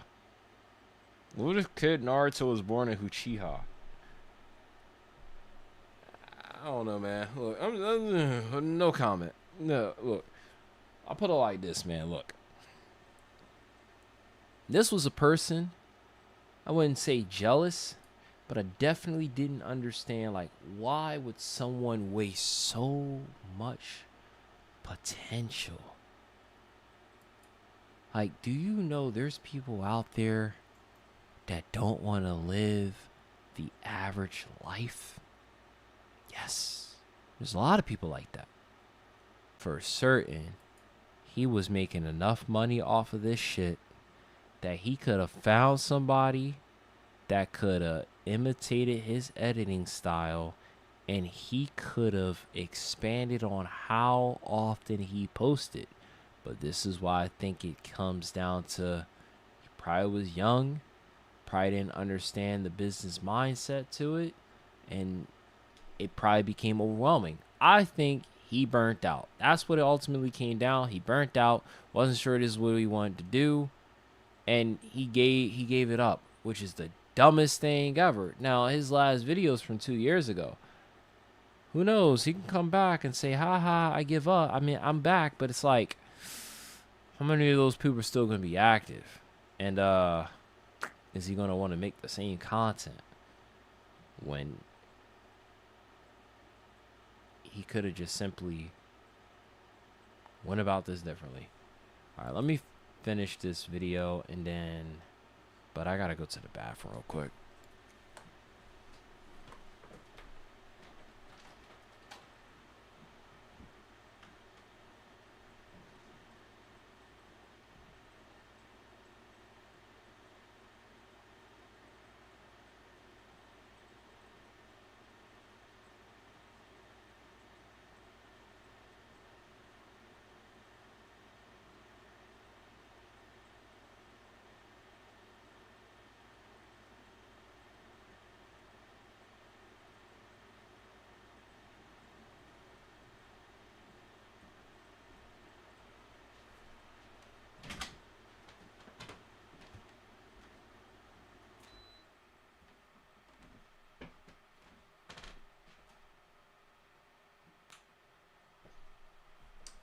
Okay.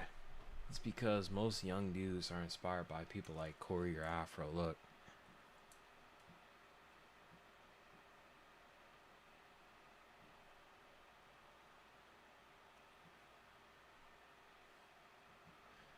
Even if that is the case, I think it's a mindset of, if you get something really fast, you don't appreciate it. And if you don't appreciate it, you don't realize that you gave some shit up. Like, if we were all born millionaires and the only thing we knew was money, like Doflamingo, right?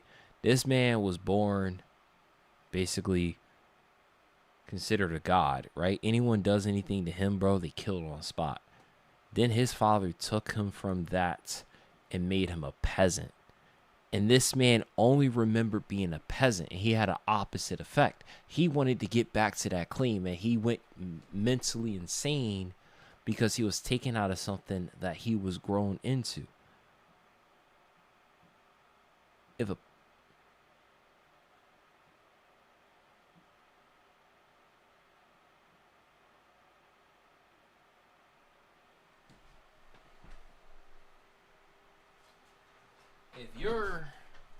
If you grow into some shit, right, you might learn how that operates.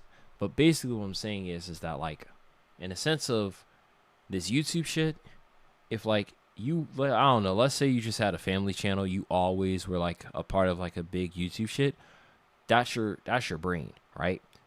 If you get into some shit before you fully comprehend it, you may not fully understand it. Like the One Piece reference, Doflamingo had a little brother.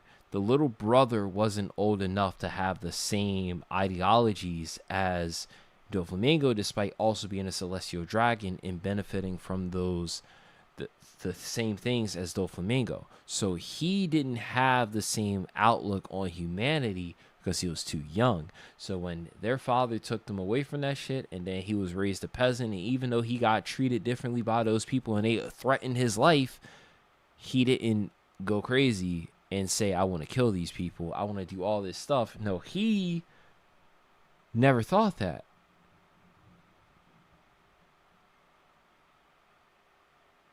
So, the way I ultimately see it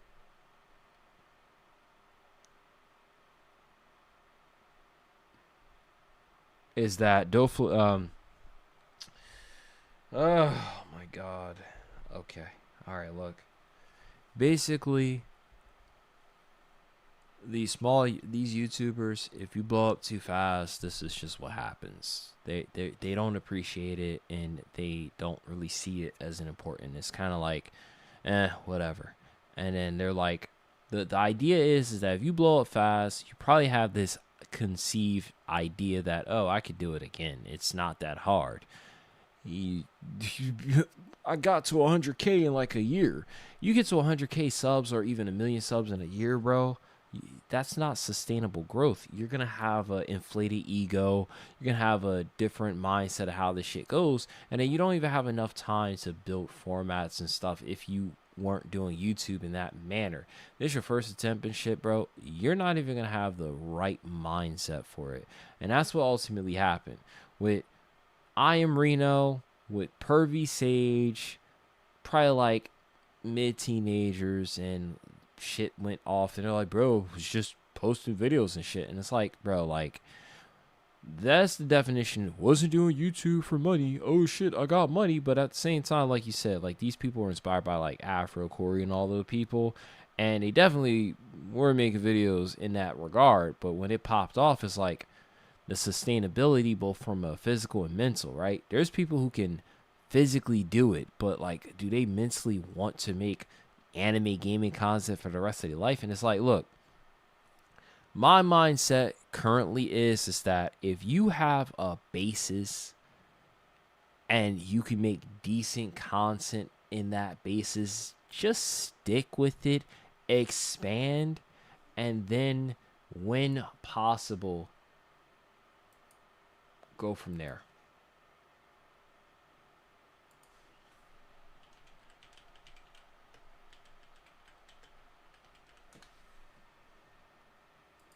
Just go from there. I think that ultimately is the problem. Kai, what if you just started making all your videos Indian? Bro, no. Hell no. See, the problem... No. If I did that, the ad revenue would go down. Insanely down. There's a reason why. Because, yes, Indian, a lot of viewership, but the ad payouts would drop tremendously. Like, you don't want Indian viewers, no disrespect, but like, you wouldn't get paid at all.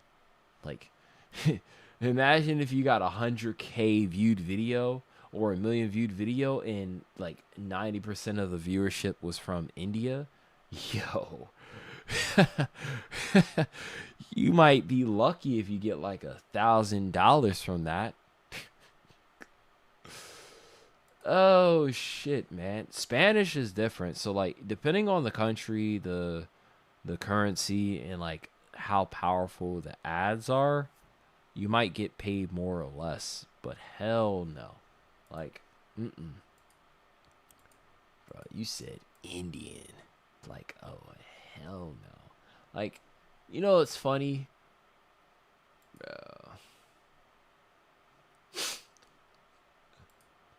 Like, even if it's not a game that I made content repeatedly on, I can get views on the shit if it's like relatable enough. Like the Avatar video, I posted that earlier today, right? That shit barely have views. Now if you go look at it, that shit has 1.1K. It has a click-through rate of 8.9%, right? And I'ma just look up Avatar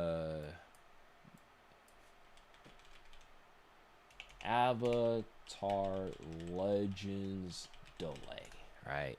Just gonna look up Avatar Legends delay. All right, you have some big YouTuber delay, Switch play delay. Okay, and then you don't delay 9 hours ago, right? Person, like, what the fuck? 22 views? What the fuck, right? My video does not pop up in the search-based algorithm.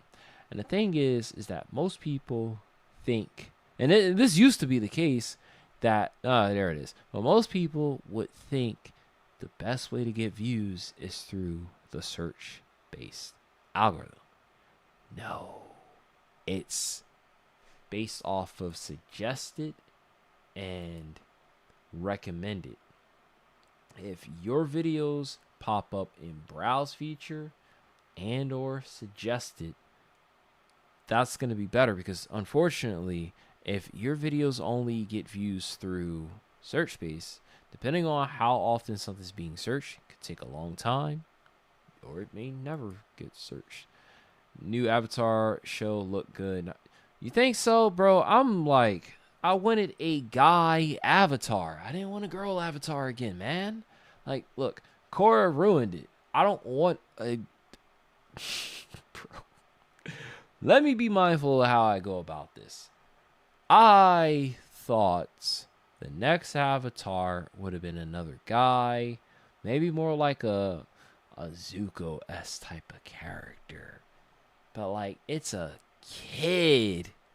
It's a kid. Like, Korra, at least she was older.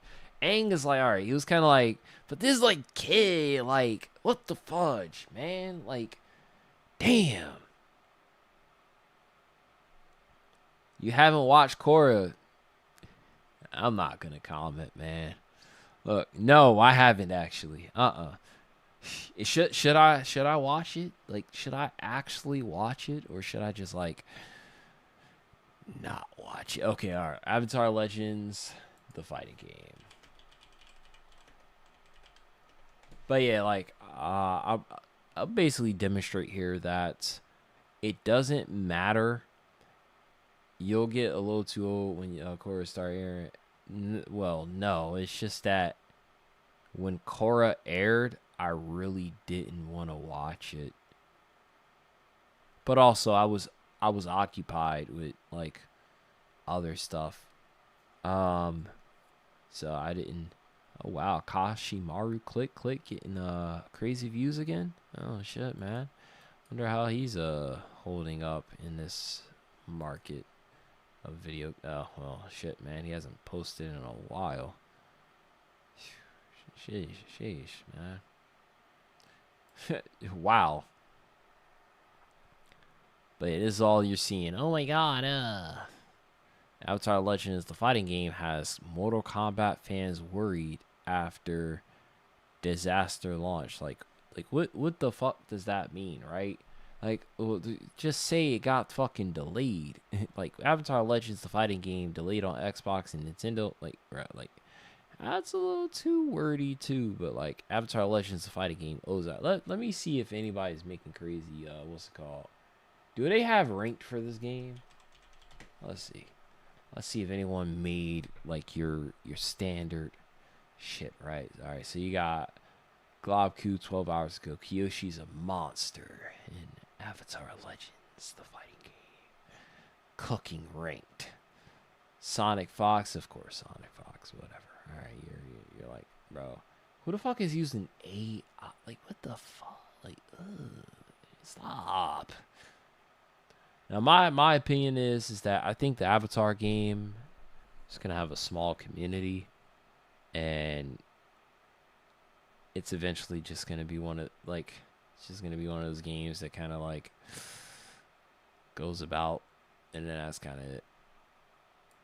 You got Sonic Fox, or don't say that shit, bro. That man is a bro. Would I get in trouble from like a monetary standpoint if I, bro? You know what he is, bro. The furry, but the other component, bro. Like, no, hell no. Hell no. Like, Avatar game is gonna have a FGC community. That's it. It's gonna be fine, but it won't. Yeah, and I think like that's fine. But it's like, damn, like, sheesh. The Lugwit method, I might have to watch that a little bit later. I might watch that after.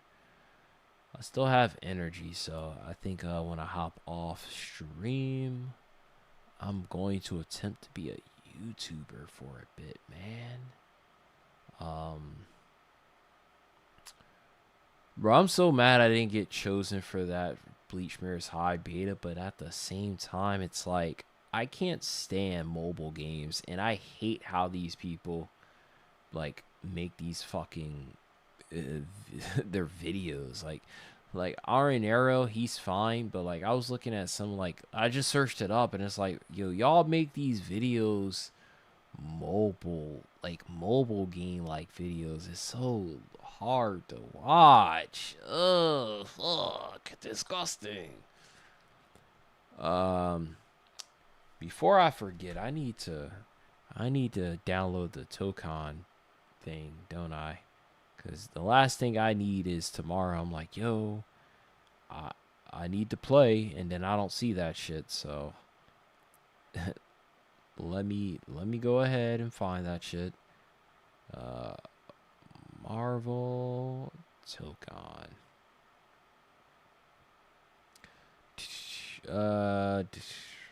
I should probably buy it. Like definitely buy it, but like I figured, is it gonna have a physical copy? Damn, do I like I still got the closed beta, but like isn't there an open beta? Do I have to wait until the hold up? Oh yeah, Fargo say you gotta drop 2 videos tomorrow. Fuck. That's a lot, man. I'll probably drop this next video randomly. I wanted to make a video on like the Xenoverse shit, but it's like it's kind of redundant. Like sometimes when like after a few days, it's like, look, my 2 cents I feel like was already expressed by like other people. I don't feel like doing it. So my next video is probably gonna be most likely the same. The closed beta application. Heck, I'm gonna just download it and see what happens. The thing I like is that I don't even be on the PlayStation like that. I just be like, fuck it. I just go on my phone. I figured out the method, so yeah, W's. Yeah.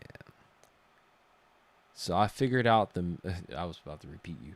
So my method for downloading games and shit is you gotta have the PlayStation shit on your phone, bro. I just be buying games off of the phone and shit, and then I download things like that.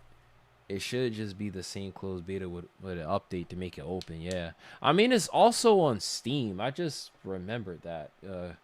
It's crossplay and it's on Steam. I ain't gonna lie. I don't know if I'm gonna. I mean, I'm buying the PlayStation version, but it's like at the same time, it's like I think you have to connect your you gotta connect your PlayStation account or some shit on Steam. I don't know if I've done that. Yeah, I'm just gonna play the PlayStation version on release. It doesn't really matter. So, but yeah, the app comes in handy so much, cause like, bruh. A couple years ago, I would have probably said something else, but no, this definitely they're pretty good. It was only like one instance, like when I was trying to find the Black Ops shit, like it was not popping up. That was like, bro, what the fuck is this? But yeah, let's see what everyone's playing. Damn, Marvel Rivals, Black Ops 2. He's playing Digimon Time Stranger. Someone's playing Sifu. What the fuck? Bro. 21 people online. Man. I might do the great cleansing on my PlayStation account. I might like anybody I don't know. I'm going to be like, yo. And if they respond, I'll keep them as a friend. And if they don't respond, I'm taking them off. And then the people I do know, I'm like, all right, whatever. I know who that is. It's just like, bro. Like, why do I still have Billsby as a friend on PlayStation? This dude has not logged in for over a year. 1.5K in 7 hours with 2 million subs. Wait, who? Oh, you talking about Pearl? Yeah. I realized that she had a winning format back in the day, but like this shit, man, fuck. I still got a dude named Addy. I haven't played with him since like PlayStation 4. Yeah, so I realized where she gets her views is gonna be short form, but for like channels like hers where she have like products and other shit to send people to, that's where the value comes in. Because it's like if you have like a finance channel, it's not necessarily the views that you get, it's the the transfer rate, like convert rate, where if you can get those people to your platforms and other shit, that's what's gonna ultimately matter. I'm sure like it's gonna be like mostly like short form content, but the long form, damn, Pearl chopped as fuck. But like yeah, it's that converted rate that's where she getting the content and the money. All this shit, and this is what I realized, where it's like, okay, all right, this is a product of having too many fucking shorts. But like, if that's the intention, then yeah. But like, it's that same problem where like if a content has too much going on. But I think it's mostly due to the shorts. But yeah, Sheesh.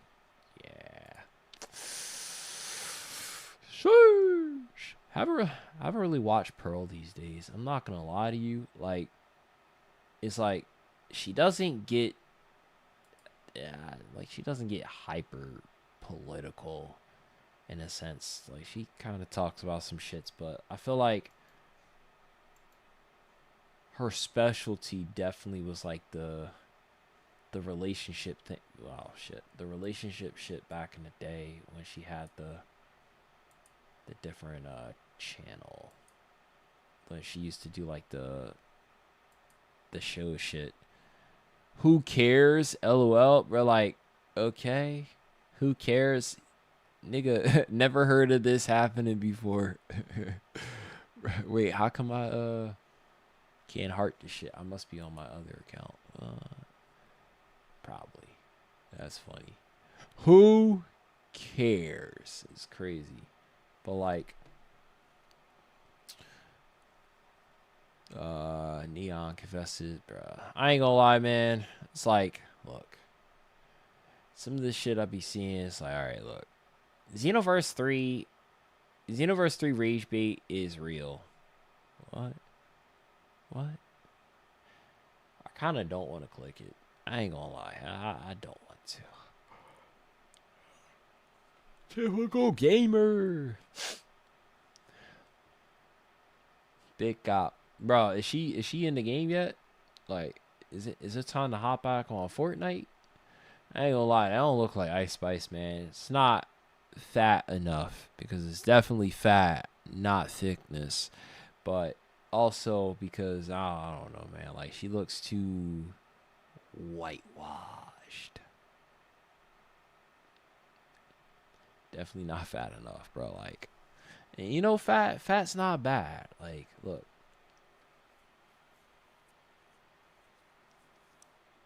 Two things could be true. I don't want a fat chick, and thick chicks be looking good. Scroll up.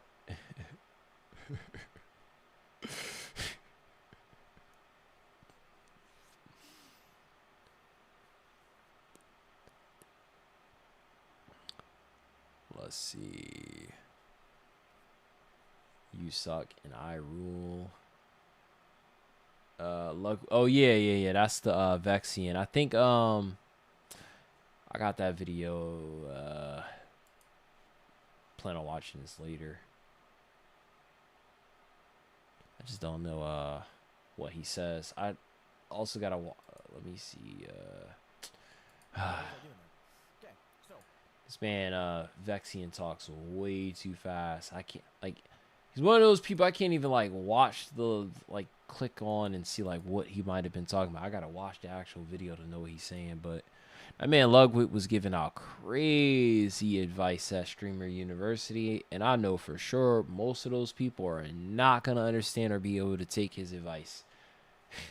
Bro, that's why I think if you start out as a streamer first, bro, that's hard. That's actually like, it's like making yourself poor. I don't know why Ludwig just pissed me off.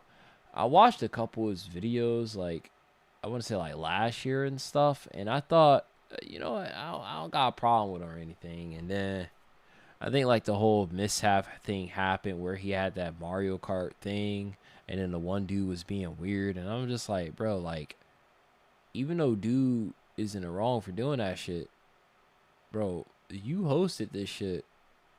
Ain't no way this the first time you saw bro acting weird like that. But you know what? Whatever. It's like a lot of the Twitch dudes be moving like that, where like some weird shit happen and they're like, actually, like, bro, get the fuck out of here, man. Look, you know your friend was weird like that. It's like, look, we all got a friend where if they do some crazy shit, we know that that's how they are. It's like the worst thing you could do is become really good friends with other creators, and then when they get into some controversy, throw them under the bus. It's like, look, as crazy as it is, if you're gonna be friend, if you're gonna be friends with the creator, bro, and they do some crazy shit, bro, I ain't gonna lie, you either don't say shit and speak to them in private, like, bro, like, yo, you did some crazy shit, man. I don't know, like, I don't think I'm gonna say anything, but damn, like, as long as you don't do anything that involves, like, we know the big no-nos, but if you but like these, it's like I feel like a lot of creators will switch up on a person if it means they'll make more money, and especially if, like, oh, I knew that person would do this, but they won't say anything. It's like, damn, y'all kind of fucked. But it's like, I understand, but it's like, damn, like, why are we okay with that though? I don't know, man. I'm just yapping, bro. I still gotta watch that shit. Bro, I saw every dark tournament fight ranked from worst to best. I ain't gonna lie, bro. With Yu Yu Hakusho, I was thinking I would make a video where I talk about, instead of doing a every dark tournament fight ranked from worst to best, I would rank the worst fight in every round in the dark tournament. And one of them would have been a Yusuke fight. Would have pissed people off. Like, bro, what do you mean this is the worst fight? Yusuke's worst fight is the second round. By far. That was a terrible fight. Because most of the fight is a backstory and is a build-up to be a learning lesson. One of the best fights is Kuwabara's. Kurama arguably has one of the... Beyblade G Revolution tried to warn us, don't be a scalper. Damn. Oh, bro, this person. Sub-bar. Counter. The best and worst change from every Naruto storm. Ain't gonna lie. It's crazy how he only has 11,000 subscribers. But shout out to him, man. Shout out to him. W's, L's, L's. This Scott's here. I ain't gonna lie, bro. I'm tired. Bro, look. I sound like a hater, but I'm tired of these commentary guys. I'm tired of you. Let me guess. The problem with it's just content. Oh, wow. Man. Let me guess. He probably talking about that same shit. When streamers disrespect people for viral clips. Okay. How Suburb Baby became university's biggest star. Okay. Alright. Well. I ain't gonna lie. The problem with this, right? I can tell you right now. I've seen somebody else. I was looking up a character analysis, and I saw somebody do a character analysis on, I think, Franklin, and how he betrayed the hood. And then I'll go to the channel. It's like him in every thumbnail from the beginning. he has researchers and stuff for him. It was never that. Damn. Yeah. But yeah, this the thing I was gonna point out is that every time I see, every time I see like people plastered in the thumbnail, and I'm like, bro, where? Alright, this is fucked up, bro. I'm gonna say it, bro. If you're not attractive, no homo, like, if you're not, like, what's considered, like, I don't think you should be putting yourself in the thumbnail. I'm just saying it could hurt, right? Like, regardless, black, white, purple, Asian, Spanish, Puerto Rican. Bro, if you ugly, don't put your fucking self in the thumbnail. I feel like if I see a girl, a ugly ass chick, and she ain't, I'm not clicking that fucking video. I'm not. Yeah, that's kind of fucked. Like, I mean, like, I think I watched like 1 or 2 of his videos. I ain't gonna lie, like, it's not bad. It's just like, damn, like unless like the point of reference is like you need to be in the thumbnails, like sometimes just like, ugh. Like, because I think about it like the character videos, right? Okay, Minato needs to be in this thumbnail. Could the 4th Hokage handle the 4th Great Ninja War, right? And then you have like some of the big bads. This chick, she's a front, what's it called? I ain't gonna lie. I'm not clicking the fucking video if this wasn't my first time watching. I already watched a couple videos. I'm like, oh shit, W Insight, but like, the thumbnail says the 1 gram protein per pound is BS. Like, maybe like a better thumbnail, whatever. Like, showcase, like, demonstrate that. If Liam had his picture in every fucking thumbnail, like, bro, like, what do you have to do with Hunter x Hunter? She wanna fuck with an Indian. She wanna fuck with an Indian. Hey, yeah. The awful Pimp My Ride game. Holy shit. Are you eating too much protein? Featuring Doctor. That's a conversation. I became a viral streamer to prove it's not luck.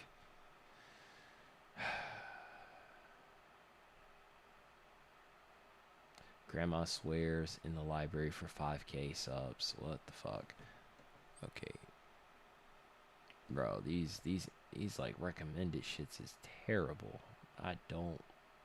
Girlfriend's emotional first time reaction to Yu Yu Hakusho episode 1.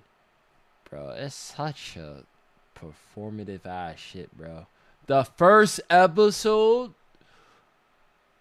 Get the fuck out of here. Emotional? Alright, fine. Like the middle part with all the shit. Alright, I gotta head out. Alright, bet. I'll catch you.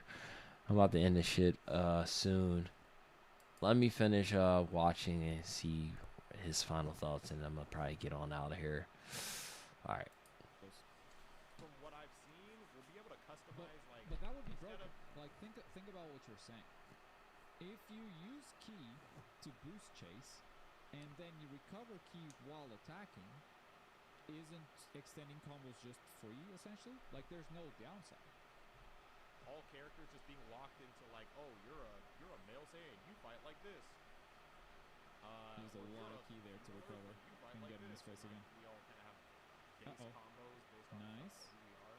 The idea that we get to like, I don't know how we're gonna unlock it, but like mentors, or like maybe Goku's first mentor. Let me try it heavy as well. Good boost chasing. Got broken. Yeah, got mine broken. So that's like, there it is, right? Syriax extended like crazy, spent a bunch of keys, And he got punished. and then one hit, and suddenly he's broken. Like, this has a lot of potential. It's like, it's great risk reward. He hit me a lot, but because I use stamina to like. Do we know if transformation soul change of super armor? In this video, Syriax transforms in Broly's face, and the transformation has a pretty long animation. and his health doesn't move. One concern the community had was for the transformation running out because the boss mechanic is ongoing. I was like, yes, if you use a cooldown and the boss is about to do a mechanic, that's most likely a you problem. Like nothing happens, so potentially you're just invulnerable. And then I got hit, which kind of knocked. But unconfirmed. And again, that's interesting. Maybe we should use these cases. Really not. I'm not against like the idea of just like adapting. Really not. But I do also understand why there could be some concerns because it is different. Change is scary, guys. I think that's ultimately what the discourse comes down to. Change is scary. And no one is ready to face their fears anymore. Yeah, like having to move the lock on to fly downwards, he's got to be missing. Alright, and honestly, And not his fault, I'm he's just just gonna go ahead and use this. should have been told. And similar to, see, this is the thing too. I noticed a lot of people saying, we're not doing a lot of custom people, by the way, so kind of like Spit bonnie. missing things, and I feel like I cut too much out. But I think a lot of people Yeah, he's out of stamina. like I can't extend that. on Oh, that takes so long. characters and stuff of that nature, which I understand. But you have to keep in Oh, by mind the way, did it restore his stamina? We can check that real quick.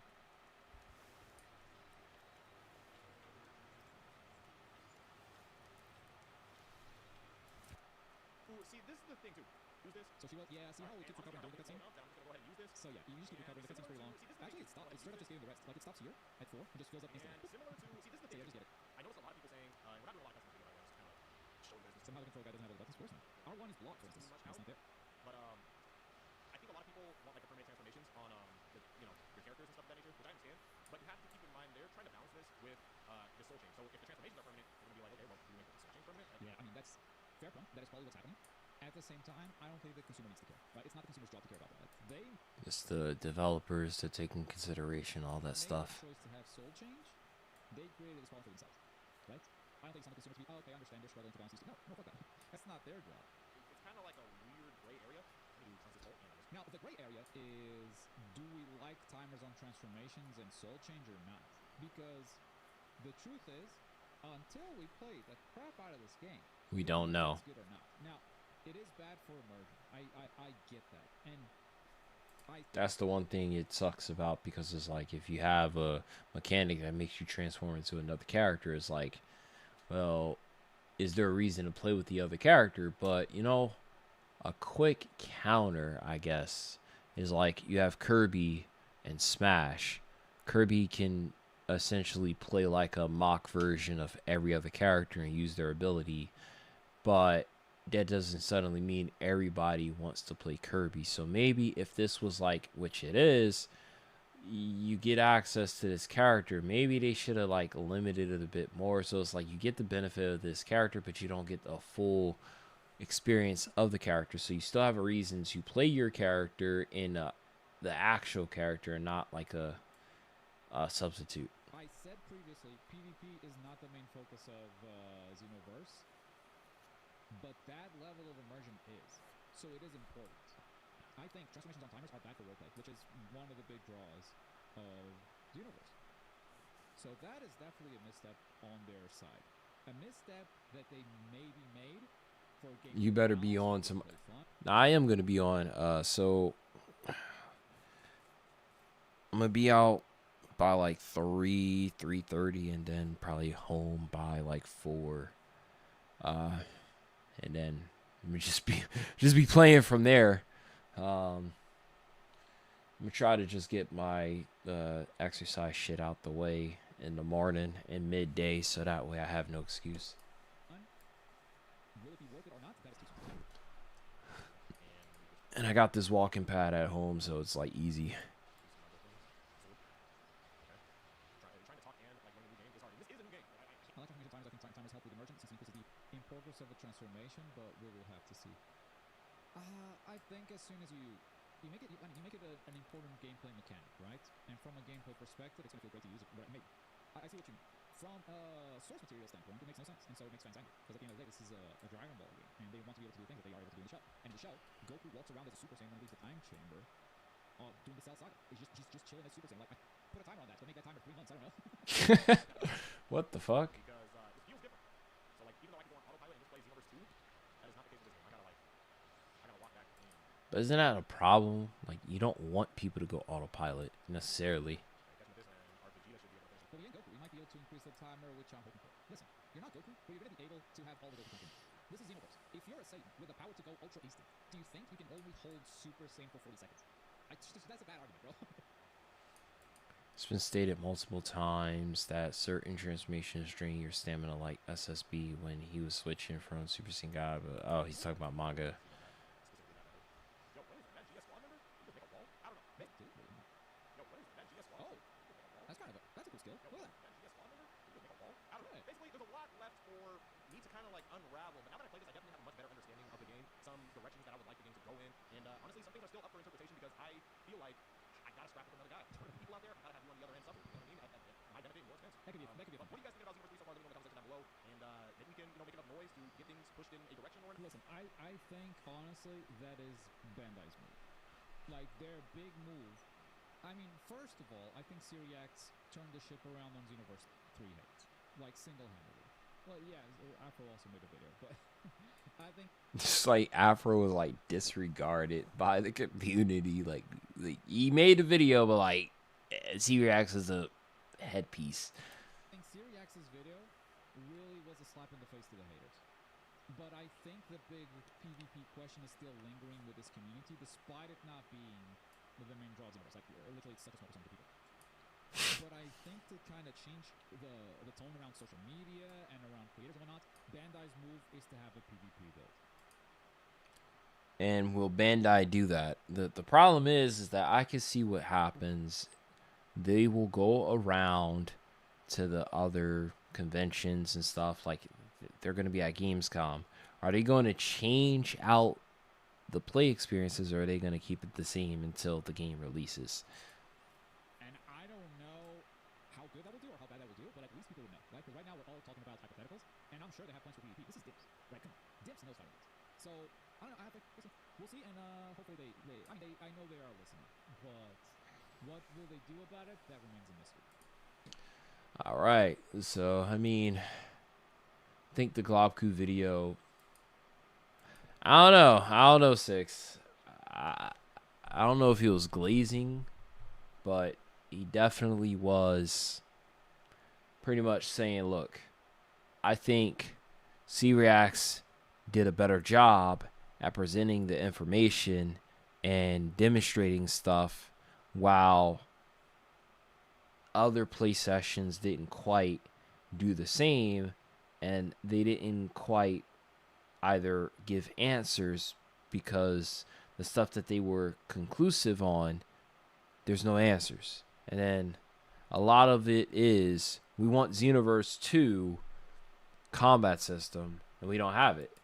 There's another person that did the same thing. I was going to make a video on his thing, but it's like, whatever. It became redundant because he judged the gameplay of Xenoverse 3 harshly. He gave it a 4 out of 10 because it didn't play like Xenoverse 2. While he praised combos, he said because it didn't play like Xenoverse 2, I think that's such a harsh critic because it didn't play like a previous game. Not because the combat was bad, not because shit was dropping, not because like it felt slow. Like no, because it didn't play like Xenoverse 2. And I think that's what we're going to constantly get, whether you are excited for Xenoverse 2 or you're not excited for Xenoverse 2. That's all we're going to hear. Me, I'm still like, okay, I'm going to play this because I play Xenoverse 1 and 2. Like, I definitely am going to play this, but I want to see what gets me excited or answers my question pertaining to PvP. Will I want to play online, or will this be another experience? So far, it's up in the air, but I'm leaning towards I'm probably not going to play the online component like that.